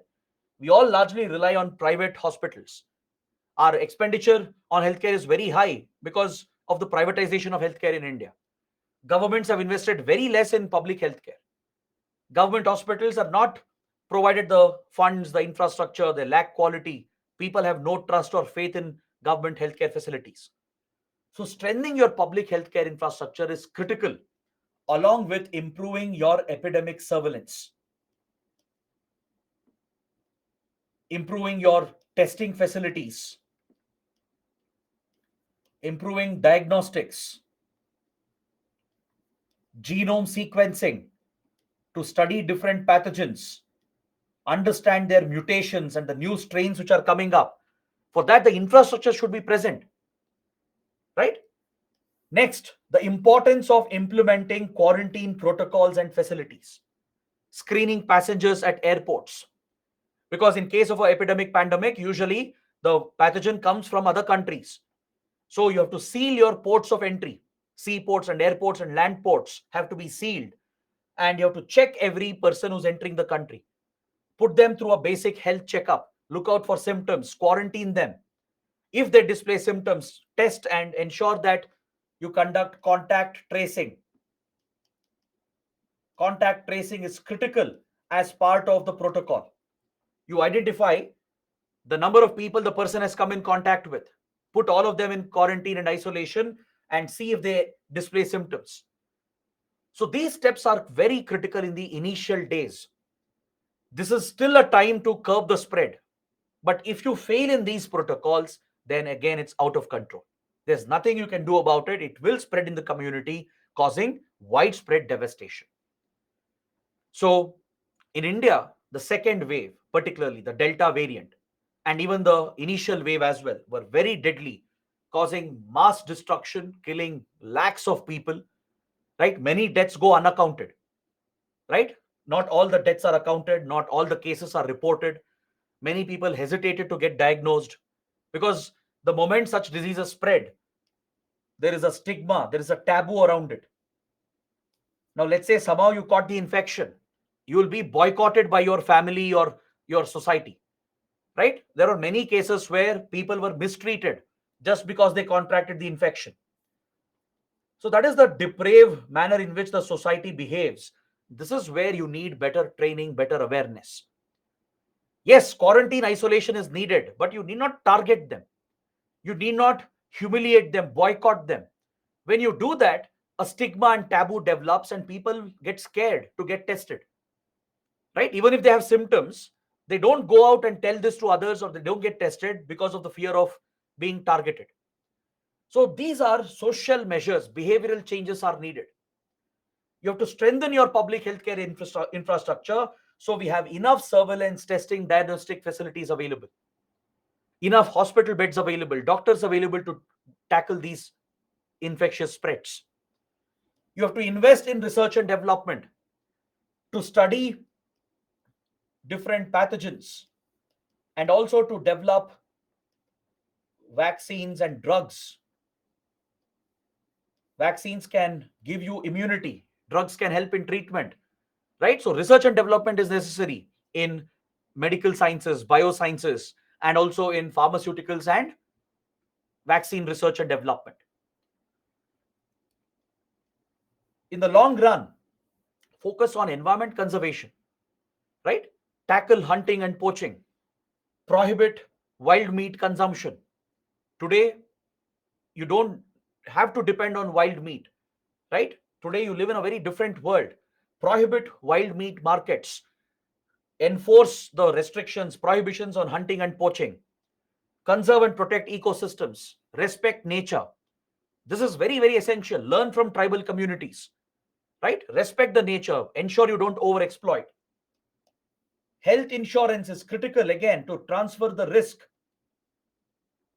In India, majority of the people didn't have insurance. Even today, as the pandemic declined, people have again become complacent, right? Many of them don't have health insurance. So such measures are necessary where the government encourages people to change their behavior, their attitude. It requires a restructuring of the healthcare system, both public and private sector, right? Investments in research and development, awareness within the government regarding how to tackle such situations. So we need to draw these key lessons from COVID-19 and ensure we don't lose out these lessons. We have to implement them, learn from the mistakes that were committed. So there should be a very effective response. Communication has to be very clear. In this regard, India was much better. The Indian government, starting right from Prime Minister Modi to the Health Ministry and all the political leaders in the country, and even state governments, they were very, very responsible when it came to reporting and communication, right? The clear messages were given, warnings were sounded, right? Without that message, people will take this very lightly. Now, see how other world leaders reacted. Look at conservative countries, how they reacted. In US, we had Donald Trump, who has very less faith in science. In Brazil, you had Jair Bolsonaro, all right-wing leaders with very little faith in science. They dismissed the threat from the pandemic. They ridiculed it. They said it's not a major threat. And because of that wrong communication, their followers and people in general don't take the threat seriously. Many called it even a conspiracy theory, right? And as a result, look at the impact in Brazil, look at the impact in US. Developed countries like US took a devastating hit, much more than India. And large part of the blame lies with leaders like Donald Trump. Same with Brazil, took a massive hit. Of course, India also took a hit, but at least there was slightly better management on India's part due to the right communication from the government, from the administration officials, from political leaders. The right message was sent out, spreading the warnings, the risk associated with the disease. We scaled up our testing, tracing, isolation mechanisms, especially at the local level, the local bodies, the state health departments, Ministry of Health and Family Welfare. They all implemented the required protocols, tried implementing contact tracing. Kerala, especially, has a well established track record in contact tracing because Kerala has seen many spread of infectious diseases. It has a very efficient contact tracing and quarantine protocol in place, right? So, this is a key measure along with social distancing, lockdowns, engaging the community, and of course, treating the patients and protecting the workforce, the healthcare workers and police. Since the first responders are exposing themselves, you need to protect them, respect what they are doing, and ensure they are protected. Give them PPE kits, provide them all the facilities needed because they are in the line of fire, and ensure that patients get the right treatment. So, all these are lessons that we should draw from the latest epidemic and pandemic we dealt with, right? And we have to implement this for future cases as well. So, having this basic knowledge is very essential. Understanding the scientific aspect of it, the disaster management part of it, and also the economic social part of it is very, very important. You have to keep all these considerations into mind when you're planning for disaster management. Clear? So, this completes my discussion on epidemics and pandemics. Now, let's move on to the next hazard, that is forest fires. Very small topic. We'll cover this quickly and I'll also give you some points about lightning. Forest fires are also known as wildfires. These are massive fires that spread wildly in the forests. They consume vast areas of forests, they destroy biodiversity. They not only destroy the forests, they also destroy animals, birds, and the entire flora fauna will suffer extensive damage in such cases of forest fires. These forest fires are triggered by natural factors and as well as by man made factors. Now, can you guys tell me any region which is frequently affected by forest fires in India or anywhere in the world? Do you know any examples, any place in India or around the world which has been very badly affected by forest fires? USA, California, Greece, Brazil, Amazon, Australia. Very good. There are some places which are more vulnerable, like California, for example, then Southern Europe, particularly Italy, Greece, Spain, then Brazil, then even Indonesia and Malaysia, Australia, because Australia recently witnessed a devastating forest fire. In the Australian outback, there was a massive fire a few years back that destroyed Australia's biodiversity. California is a regular victim. Every year, California suffers from massive forest fires. South Europe is facing an increased risk in the last few years. Brazil, particularly in the Amazon, then Indonesia and Malaysia in the Borneo equatorial forests, Australia, and as well as India. All these countries suffer from the impact of forest fires. All right. The natural causes that contribute to forest fires includes lightning during thunderstorms and heavy rains. Lightning, which is triggered, releases tremendous electricity and energy, and when they strike forests or trees or grass, which is dry enough, it can easily ignite them, thus setting fire, which can spread very quickly, that can consume the entire forest. Then heat waves, which we discussed previously, right? Extreme temperatures during summer, extreme heat during summer can trigger a fire in the dry biomass. In the summer season, there will be a lot of dry biomass available. Leaves would have dried up, grass would have dried out. They can easily catch fire under these extreme heat conditions if temperatures are constantly above 40 degrees, right? And if there is that heat wave, definitely the dry biomass can catch fire, which can spread and consume the entire forest. Volcanoes, which release hot lava and magma, right? They will literally burn down forests. They'll burn down the entire vegetation in their path. Even invasive alien species can contribute in the long term to forest fires. When non-native species have entered an ecosystem, right, they weaken the ecosystem. They weaken the natural defenses of the ecosystem. See, in any ecosystem, there is a natural strength associated with biodiversity of the ecosystem. The interaction between plants and animals and the entire food chain would be such that every ecosystem will be inherently strong enough.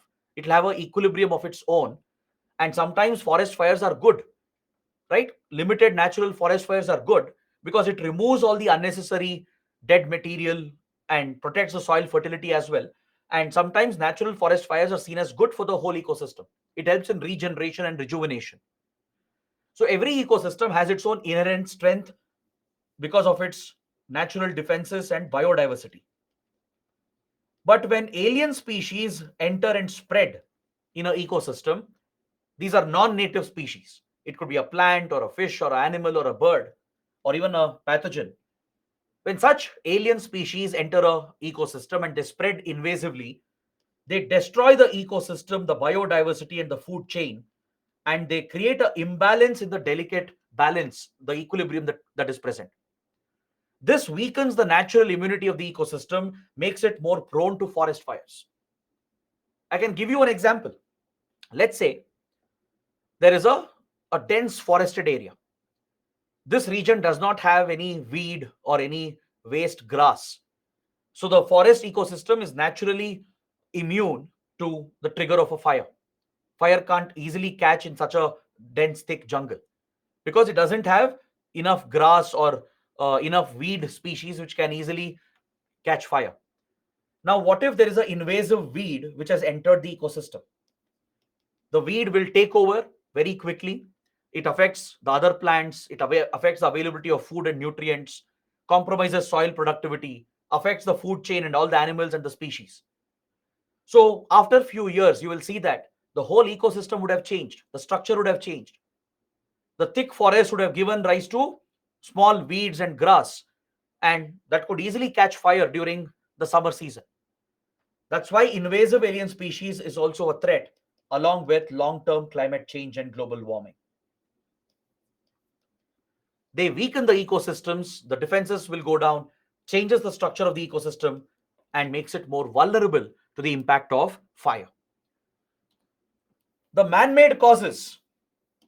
There are plenty of man-made causes, right? We humans have a knack to destroy our environment in many different ways, starting with agriculture. Shifting cultivation is a major threat.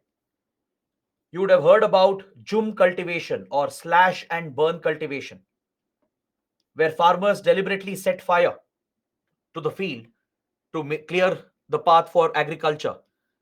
Right? They carry out deforestation, set fire deliberately, and once they finish few cropping seasons, the soil loses fertility. So they set fire and they start farming in the next area. Right? They keep shifting the cultivation field by burning down the forest and the previous residue, the crop residue. So jhum cultivation, slash and burn cultivation, it could easily go out of control and it could set fire to the nearby forests. Clearing of land for minor forest produce, to collect the forest produce or any other exploitative industrial activity. Industries, mining firms, they are known to set deliberate fires to clear forest land to make way for their industries. We saw this happening in Amazon recently in Brazil. Former Brazilian president Jair Bolsonaro was a far right wing leader. He gave off contracts to many industries and allowed them to burn down Amazon by setting deliberate fires. It was this fire which went out of control and consumed a large section of the Amazonian forest. So, government policies, industrial expansion, urbanization, and collection of forest produce by local communities, they're all a threat because deliberate fire is being set near forest areas or inside forest areas. Stubble burning is also a major concern.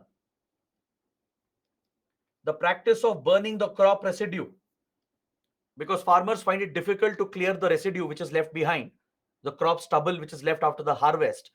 So they set fire to the entire field to clear the crop residue. Now, this fire could easily spread, and the nearby trees and forests could catch fire, and it could go on, it could further spread uncontrollably. So, these are major risks.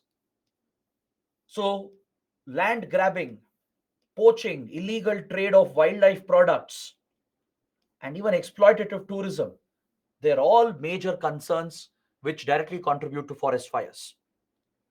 For example, campfires put by tourists and hikers. Irresponsible tourists and hikers, they might put campfires, they may not switch off the campfire completely. Right? Putting campfire is not the problem. That will not cause a forest fire. But if the tourists leave without extinguishing the fire completely, that fire could spread and catch on to the entire forest. There are many cases where this has happened. Even a carelessly disposed cigarette has been known to cause forest fires. Is that clear? So, such irresponsible behavior by tourists, hikers, and locals is also responsible for forest fires. Is that clear? Recently, there was an incident in California a couple of years ago. A family, they were hosting a party, a birthday party, and they forgot to extinguish the fire they had created for cooking food. They finished the party, they left, the fire kept burning, and it spread very quickly to the nearby forest area, and it consumed thousands and thousands of hectares of forests in California. That is a devastation that can happen because of these fires which have been lit carelessly and they have not been extinguished by irresponsible people. All right. So all of these are threats created by human beings. These are man-made threats. So forest fires can cause tremendous damage. There will be loss of lives, not just humans, even wildlife. Several animals, birds, and species would get killed. Livelihood of tribals and farmers will be disrupted. Biodiversity will suffer. And as the forest land is cleared due to the forest or due to the fire, the soil will become vulnerable for erosion. Before, the forest was holding the soil, giving it the support and the fertility that was necessary. If forests are burnt down entirely, it increases soil erosion because now the soil is exposed to the elements, to the wind and rain. Soil erosion increases, that causes land degradation, desertification, which further aggravates landslides and floods. We understood previously how deforestation contributes to more landslides and floods. So forest fire is a way of deforestation. It weakens the soil, weakens the slopes, contributing to landslide and floods. And it creates a vicious cycle that increases global warming. Because the burning of forests releases massive amounts of carbon and greenhouse gases into the atmosphere, contributing to more global warming. And increase in global warming will contribute to more heat waves and extreme weather, which further causes more forest fires. So it's a vicious cycle that gets created. And most likely, we're already in one such vicious cycle. Previously, Southern Europe would never witness this kind of forest fires that you're seeing right now. It's quite unprecedented, right? So, global warming drives forest fires, and forest fires further contribute to global warming. So, this is the devastating impact of this disaster, and hence, it's very important to implement a well thought out disaster management plan. First, you have to analyze the risk, create a hazard vulnerability map, and then start taking preventive mitigative measures. Forest fires can be prevented. Through the right measures, you can prevent forest fires, and you can definitely mitigate the impact. You can contain the spread as well. So, in the case of India, almost 21.4% of the country is under forest cover, and it's prone to forest fires. Out of the total forest cover we have, nearly 21.4% of that area is highly vulnerable to forest fires, particularly Northeast India, Central India. They are the most vulnerable.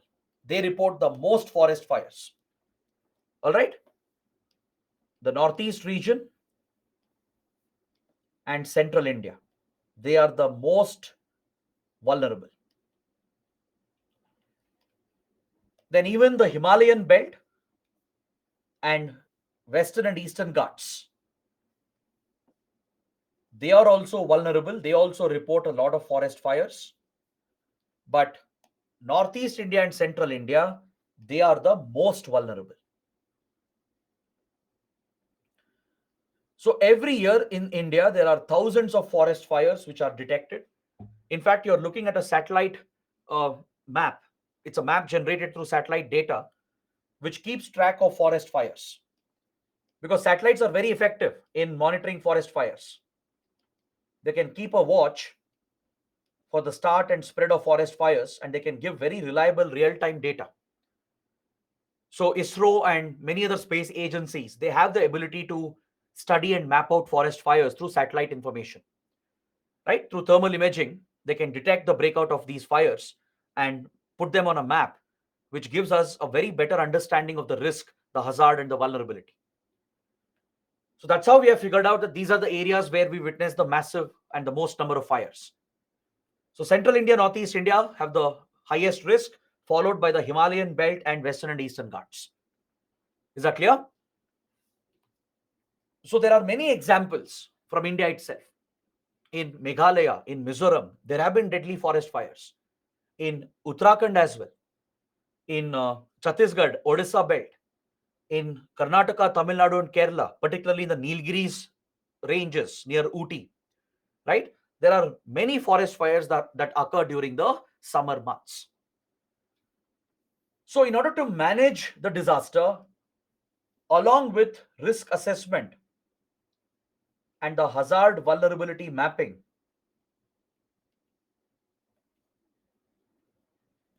we have to create a early warning mechanism.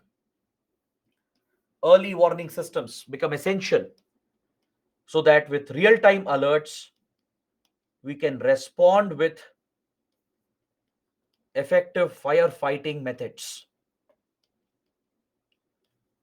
For this, you have to strengthen your firefighting capabilities.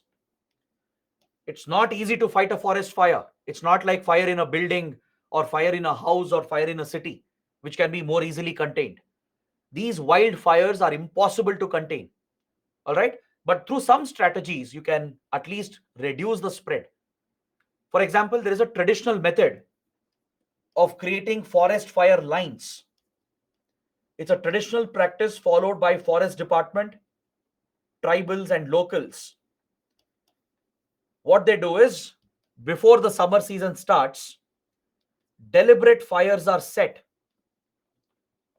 to clear the dry biomass and also to divide and fragment the forest through these fire lines.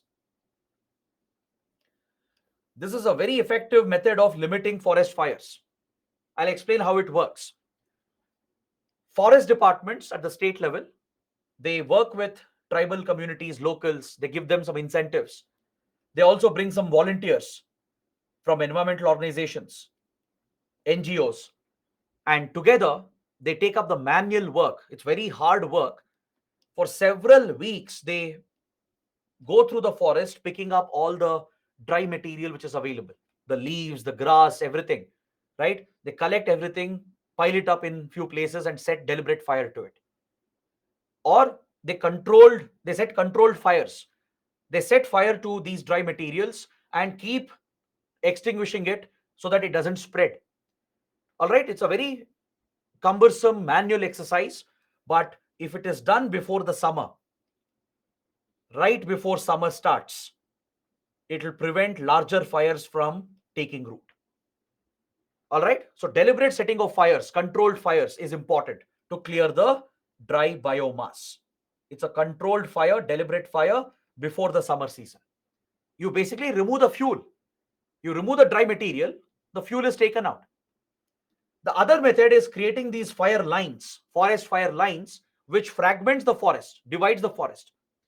Now, for example, assume that this is a forest, this rectangle is a forest area. Now, if fire starts in this corner, without any intervention, it will spread across the entire forest and it will burn the entire forest. Now, what the forest department does is that it will create these fire lines. They basically break the forest into different segments by burning a patch of land. They remove any plants, even trees, grass, everything is removed, set on fire, and they basically create a small barrier kind. The two parts of the forest get divided, so fire that breaks out here gets limited. It does not spread into the next part of the forest. All right, they create these pathways. It's like a small pathway or like a small road kind that they create. They remove the tree structures, the plants, the grass, everything. They set fire to it, remove that, and that is called a fire line. It's like a line which is drawn inside a forest. It will be few meters, maybe 5 to 10 meters. That is enough to hold the fire in one corner and not allow it to spread to the other pockets of the forest. Sometimes they dig trenches. Trenches are dug and filled with water as well, if possible. That's another technique of creating these fragments within the forest to limit the fire into one block and not allow it to spread to the other blocks. So, such traditional methods have to be taken up every year during the summer season, right before the summer starts. Then, spreading awareness amongst locals and tourists regarding responsible behavior, extinguishing any open fire, right? This should be taught. People should be made aware of it. Tourists and locals should be aware of the consequences. Then, land use planning to check urbanization and industrialization near forest areas. By regulating urban activities, industrial activities, and the expansion of these urban areas through land use planning, you can save and protect the forests. Then, conserving the natural buffers, protecting the lakes, rivers, and wetlands inside the forest. It acts as a natural firefighting mechanism. The presence of water bodies inside a forest, if it's healthy enough, it cuts off the fire. And of course, we strengthen our own firefighting capabilities. You make use of helicopters, drones, come out with chemical based fire extinguishers, which can quickly extinguish the fire. Use Bombi buckets to collect large quantities of water through helicopters and drones and spray it on the forest fire. You would have seen visuals of a helicopter carrying a huge bucket kind of structure, right? It drops the buckets into the nearby lakes or rivers or water bodies, collects the water and splashes this on the fire zones. So that bucket you see suspended from a helicopter is called a Bombi bucket. All right. So that's a basic tool which is used. Today, drones can play a critical role here, especially swarm drones that operate in a group. which are automated, they can be very effective in dispersing fire retardants. Right? Chemical based fire retardants can be sprayed, which is not harmful to the environment. Non toxic chemical based fire retardants can be developed. Right? Today, you get these fire bombs. You might have seen that. They are used for indoor applications in homes, industries, and factories and offices, where you keep that fire bomb. It looks like a spherical object. And the moment there is a fire, it automatically goes off. It detects the fire and it goes off, thus releasing and spraying the fire retardant, which very effectively extinguishes the fire. So, such techniques can be scaled up to disperse fire retardants across large areas to contain the forest fire. But of course, the long term solution is tackling climate change and global warming. Is that clear? So, all these measures are part of disaster management with regard to forest fires. India is also a big victim. India does suffer from very regular forest fires. A lot of forest area is burnt down during the summer season. So, through better planning, better preparedness, and better implementation of these measures, we can safeguard our forests and thus protect lives, livelihood, and the environment and biodiversity. Is that clear? So, before I take up some questions, I would like to give you an important point about lightning. Remember, in the previous class, we did talk about lightning. I told you it is indeed a major disaster, according to experts. In India alone, 2,500 people are killed every single year. Every year, 2,500 people are killed in the country. In the last few decades, more than 1 lakh people have lost their lives due to lightning. It's one of the most underrated, underappreciated, and underacknowledged disasters in the country. Lightning happens in remote places usually. These are standalone incidents which happen here and there. So that's why we don't feel the true impact of lightning, right? Today, a lightning might happen in some village in Odisha. Tomorrow, a lightning might happen in Maharashtra. Or in the morning, there's a lightning in Karnataka. Then by evening, there are major lightnings in Rajasthan, right? So there will be multiple isolated incidents, standalone isolated incidents happening in remote places. So no one sees the full picture, the big picture. Because of these isolated lightning incidents, maybe one person has been killed, two, three people have been killed, right? So people dismiss the threat. They think it's just one small remote incident which happened, isolated incident. Even the government has the same attitude. But if you look at the collective picture for the entire country for an entire year, 2,500 plus people are getting killed. And that's quite a big number. Data clearly shows that more than 1 lakh Indians have been killed in the last 30 to 40 years. So experts believe that lightning should be classified as a disaster. However, the government of India has not notified lightning as a disaster.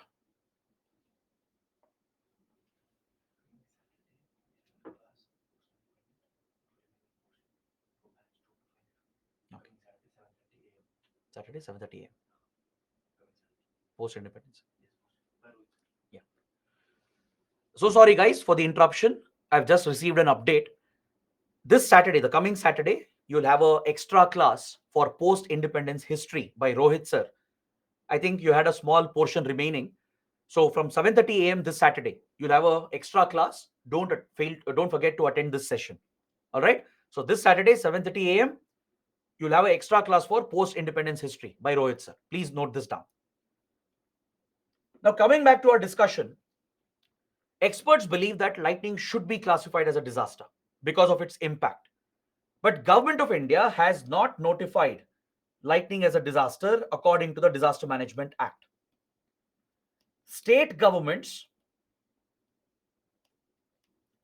are demanding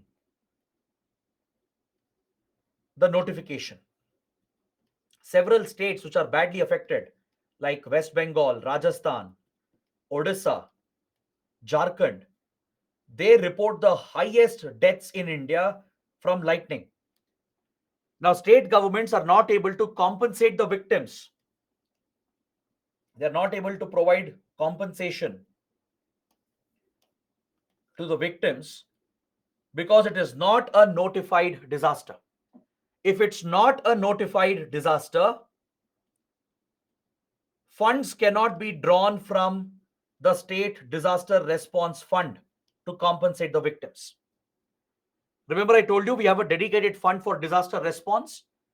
We have National Disaster Response Fund and State Disaster Response Fund. States cannot draw money from SDRF if it's not a notified disaster. This power is with the central government. The government of India has to officially notify a disaster under the DM Act. But Indian government has not done this. State governments which are suffering from the impact, they are urging the center to notify lightning as a disaster. In the last few months, West Bengal, Rajasthan, and few other governments have strongly demanded that lightning should be classified as a disaster so that they can draw funds from SDRF and compensate the victims at least. But the center says it's not needed. I'll explain the logic.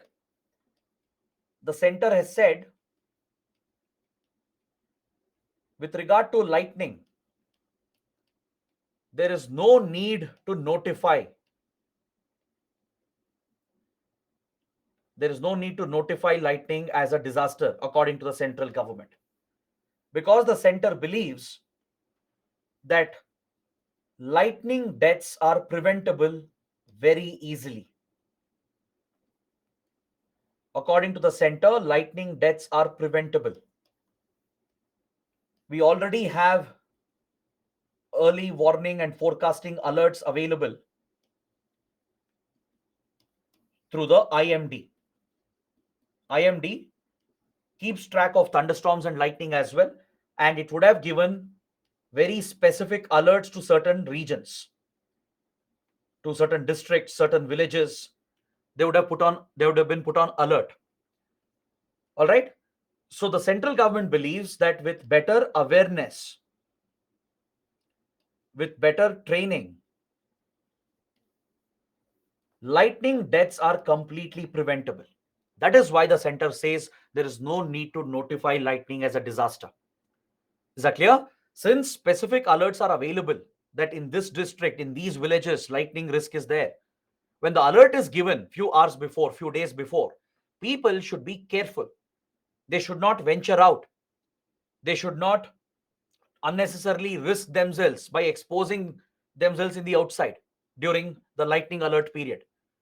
So center is saying that state governments and local authorities, they should use the alert to spread the awareness, carry out training, and to spread the message.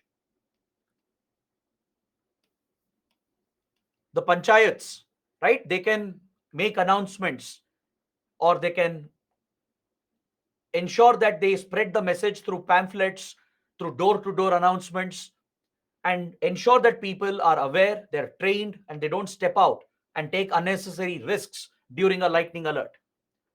So center has argued that there is no need to notify lightning as a disaster. So it's not a notified disaster in India.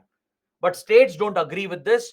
They are demanding the center to notify it as a disaster so that they can draw funds from SDRF and at least compensate the victims. Understood? So this completes my discussion on all the natural disasters. We have covered all natural hazards comprehensively. So now I would like to take up some questions if you have any doubts, and then I'll head to the last part, which is industrial disasters and man-made disasters. We'll take a brief look at man-made disasters. This is the last topic under this module, and tomorrow we will take up the next module. All right. So please go ahead. Let me know any questions, any doubts. SMEs, please push them into the dismiss section. Let's see some questions, and for a few more minutes, we can continue with man-made disasters.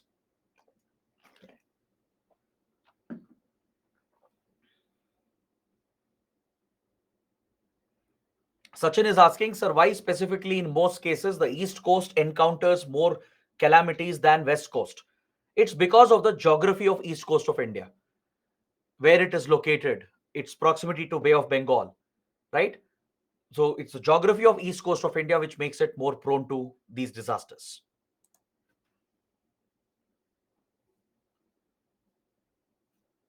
Kajal is asking, why does snow-covered Himalayas in Uttarakhand catch forest fires?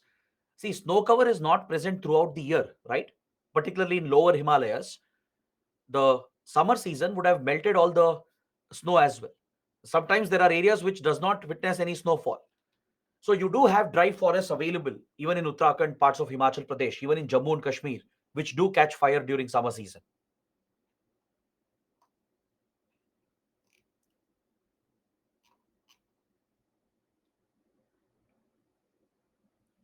Santosh is asking, if COVID-19 is a natural epidemic, then why China didn't disclose information to WHO? Because China was trying to protect its image. It was trying to conceal this from the world, and it was trying to protect its image. Then it realized it's out of control, and then it acknowledged the threat and started sharing some information.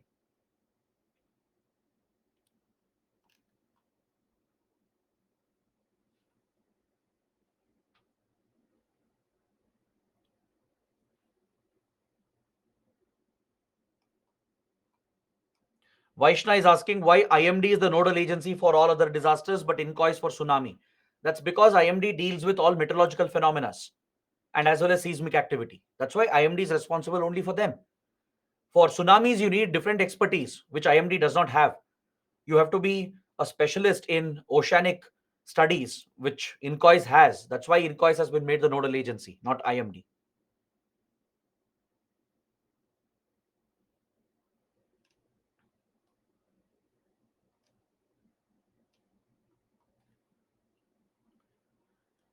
Parveen is asking, sir, in a forest area, if trees are cut illegally, then what action is taken by the government? According to the law, very strict action will be taken in notified forest areas and in protected areas.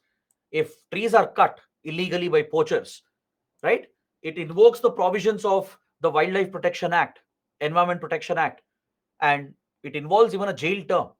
These are very strict provisions we have to protect our forest areas.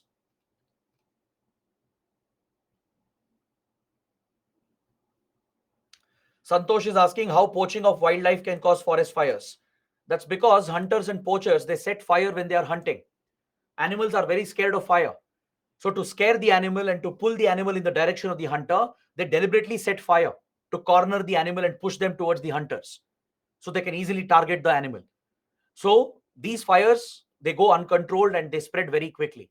So hunters and poachers are contributing to forest fires.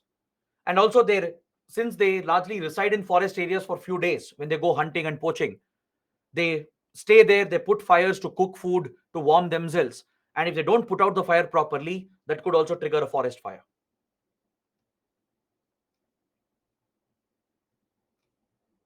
Vijay is asking how landslide and floods are caused by forest fire.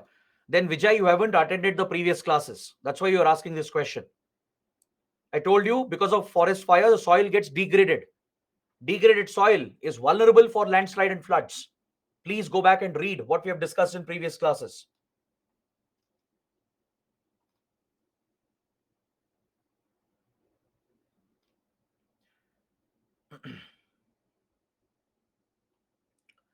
Vipul is asking, is government also indulging in clearing forests in the name of forest fires? Yes, sometimes governments also promote deforestation for the sake of industrialization, urbanization, and other economic activities. Governments also promote deforestation and setting forest fires. Akhil is asking, what is invasive alien species? This is an environment topic. I can give you a brief idea. As I told you, invasive alien species refers to a non-native species. A species which is not native to that environment, to that ecosystem. Let's say there is a plant or a fish in South America or in Africa. It's not found in India at all, naturally. But because of trade, because of exports and imports and human movement, someone might have introduced a alien plant or an animal or a species into the non-native environment. So that is the alien species which has come in from the outside. Some alien species, they are so dominant that they spread very quickly in the ecosystem. That's called an invasive alien species. They spread so quickly that they take over the nutrients, the resources, and all the wealth that is available in the ecosystem, and they create a scarcity for other native species. So, invasive alien species is a threat to the native species of flora and fauna. It affects biodiversity. So, as biodiversity weakens, the ecosystem becomes vulnerable for forest fires.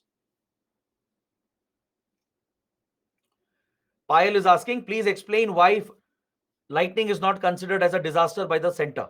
It's because the central government believes that lightning deaths can be tackled. We can prevent it through better awareness and training because alerts and early warning is available.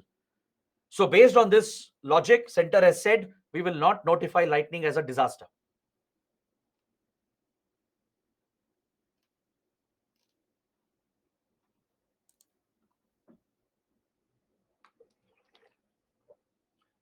Shaimil is asking how land grabbing causes forest fire. When land is being grabbed by industries, by farmers, or by those who are expanding cities, like real estate construction mafia, right? They clear the forest land by setting fire to it. They deforest the forest land by setting fire to it. So land grabbing contributes to forest fires.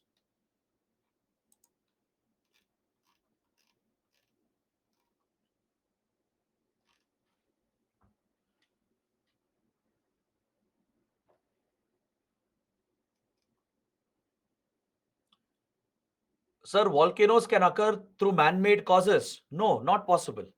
It's impossible for volcanoes to be man-made.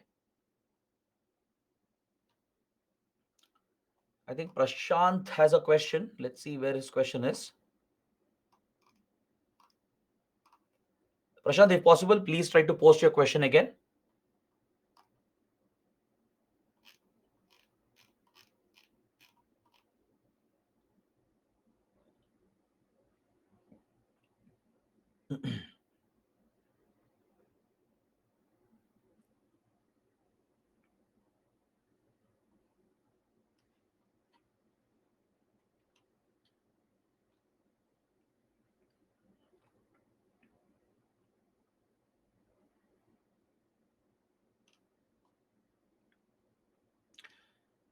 Vijay says recent chemical explosion by a train accident in US caused a forest fire. Yeah, he's referring to a recent disaster in the US, which was a man-made disaster. There was a train accident, a train derailed, leading to a chemical leakage. That itself was a concern because it was a toxic chemical. And this also contributed to a fire in the region, a forest fire in the region. So that's clearly a man-made cause.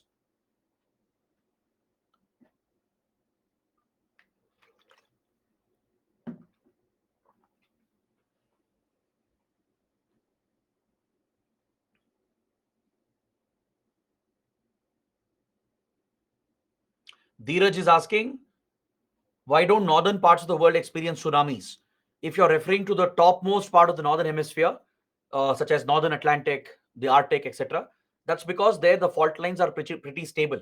The tectonic movement is not so active, right? That's why they don't experience tsunamis there. Tsunamis occur wherever you have a very active fault line, like the Circum-Pacific Belt, the Pacific Ring of Fire, the Alp-Himalayan Belt, the Transatlantic Ridge, the Indian Ocean Ridge. That's where you witness earthquakes and volcanoes, which causes tsunamis. Okay, last question. Prashant is asking, what is zombie virus? I think that's the question he's asking. Yeah. See, I told you that in our polar ice caps, in glaciers, we have a number of viruses, age old viruses that have been frozen permanently. Since millions of years, there are few pathogens and viruses which are frozen permanently in permafrost conditions like Siberia, in Arctic ice, in Antarctic polar caps, in the Himalayan glaciers. They have never been released for millions of years. Now, because of global warming, the ice is melting and the viruses could get activated again, right? So these are called zombie viruses. Just like zombies come back to life, these viruses could come back to life, which are age old viruses that could devastate human beings and other life forms. So there is concern about rise of zombie viruses creating the next pandemic because of global warming.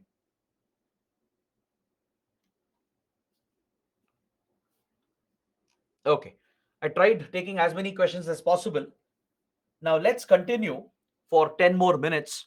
Today I'll be ending a little early because we have a webinar as well, if you guys remember, right? The weekly Thursday webinar starting at 8:30.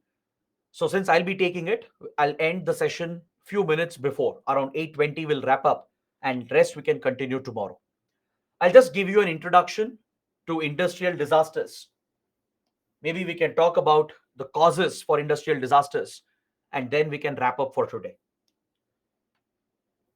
With regard to industrial accidents, disasters, etc., there could be natural causes responsible as well. Right? We've already studied this. If you remember, I kept pointing out under every disaster that disasters like earthquakes, tsunamis, floods, etc., they can all cause industrial disasters. Earthquake can cause a major toxic gas leakage in a chemical plant.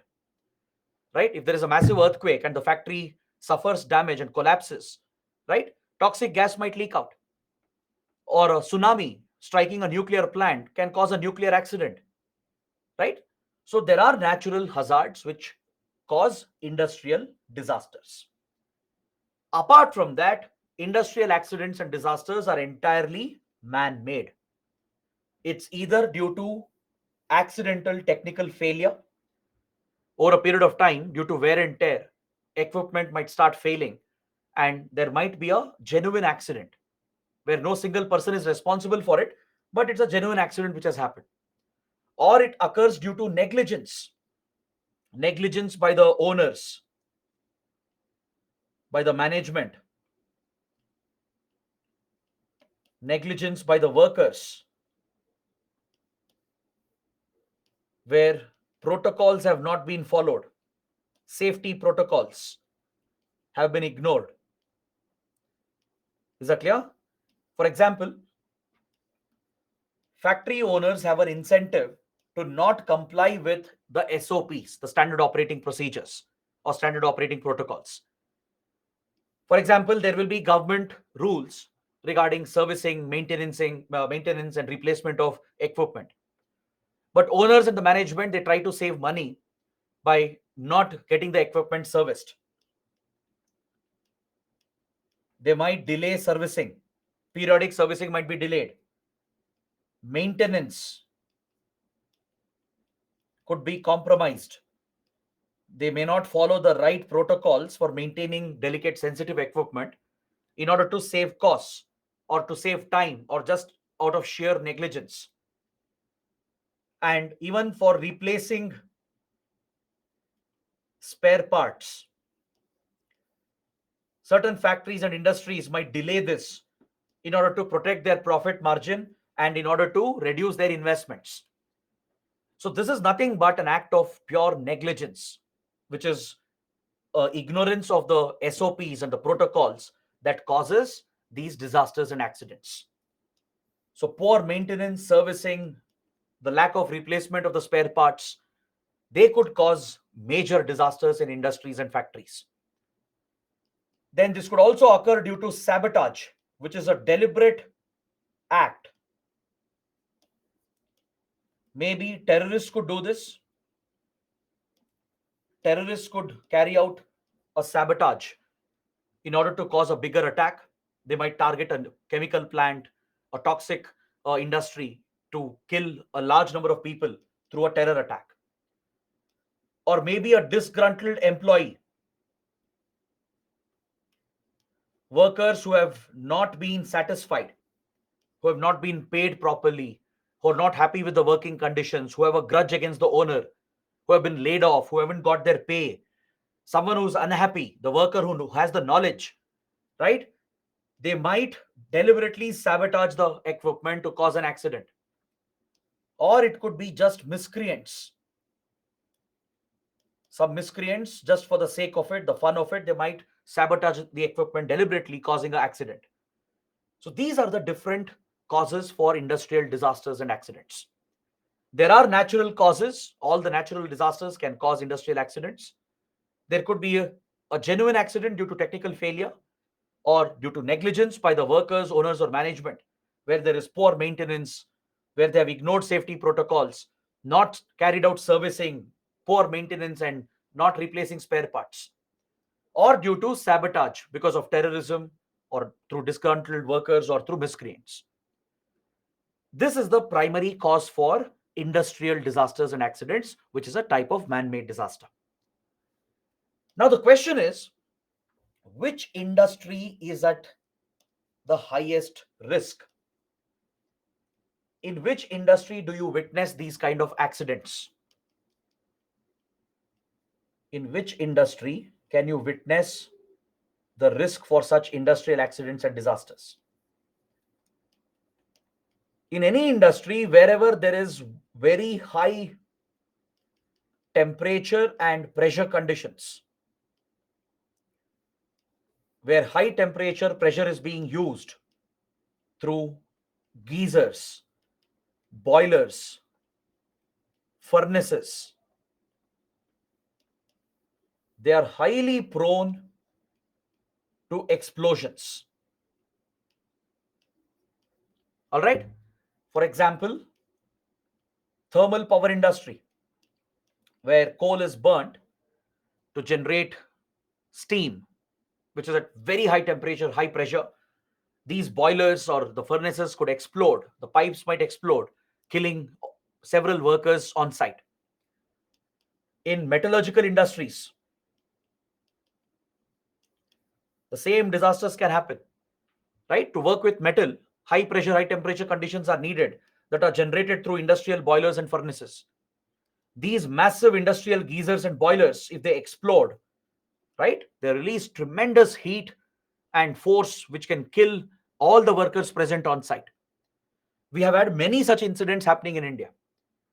The NTPC itself, National Thermal Power Corporation, has suffered from many boiler explosions, killing several workers. Several metallurgical factories and industries have seen boiler explosions, furnace related accidents that has killed many workers in our country. All right. Then, in general, hazardous industries, working with hazardous equipment like toxic chemicals, explosives, then toxic and synthetic raw materials, like, for example, fertilizer industry, pesticide industry, right? Then mining industry, also firecrackers. So wherever such toxic, hazardous substances, raw materials, explosives are used, all those industries and factories are vulnerable. Is that clear? That is why in India, there is a very strict legal framework for safety regulation in our industries and factories. All right. We have several laws in our country. We have a set of laws in our country focused on implementing and enforcing safety standards. In fact, the central government and state governments, they both have the authority to issue licenses, to issue and even renew licenses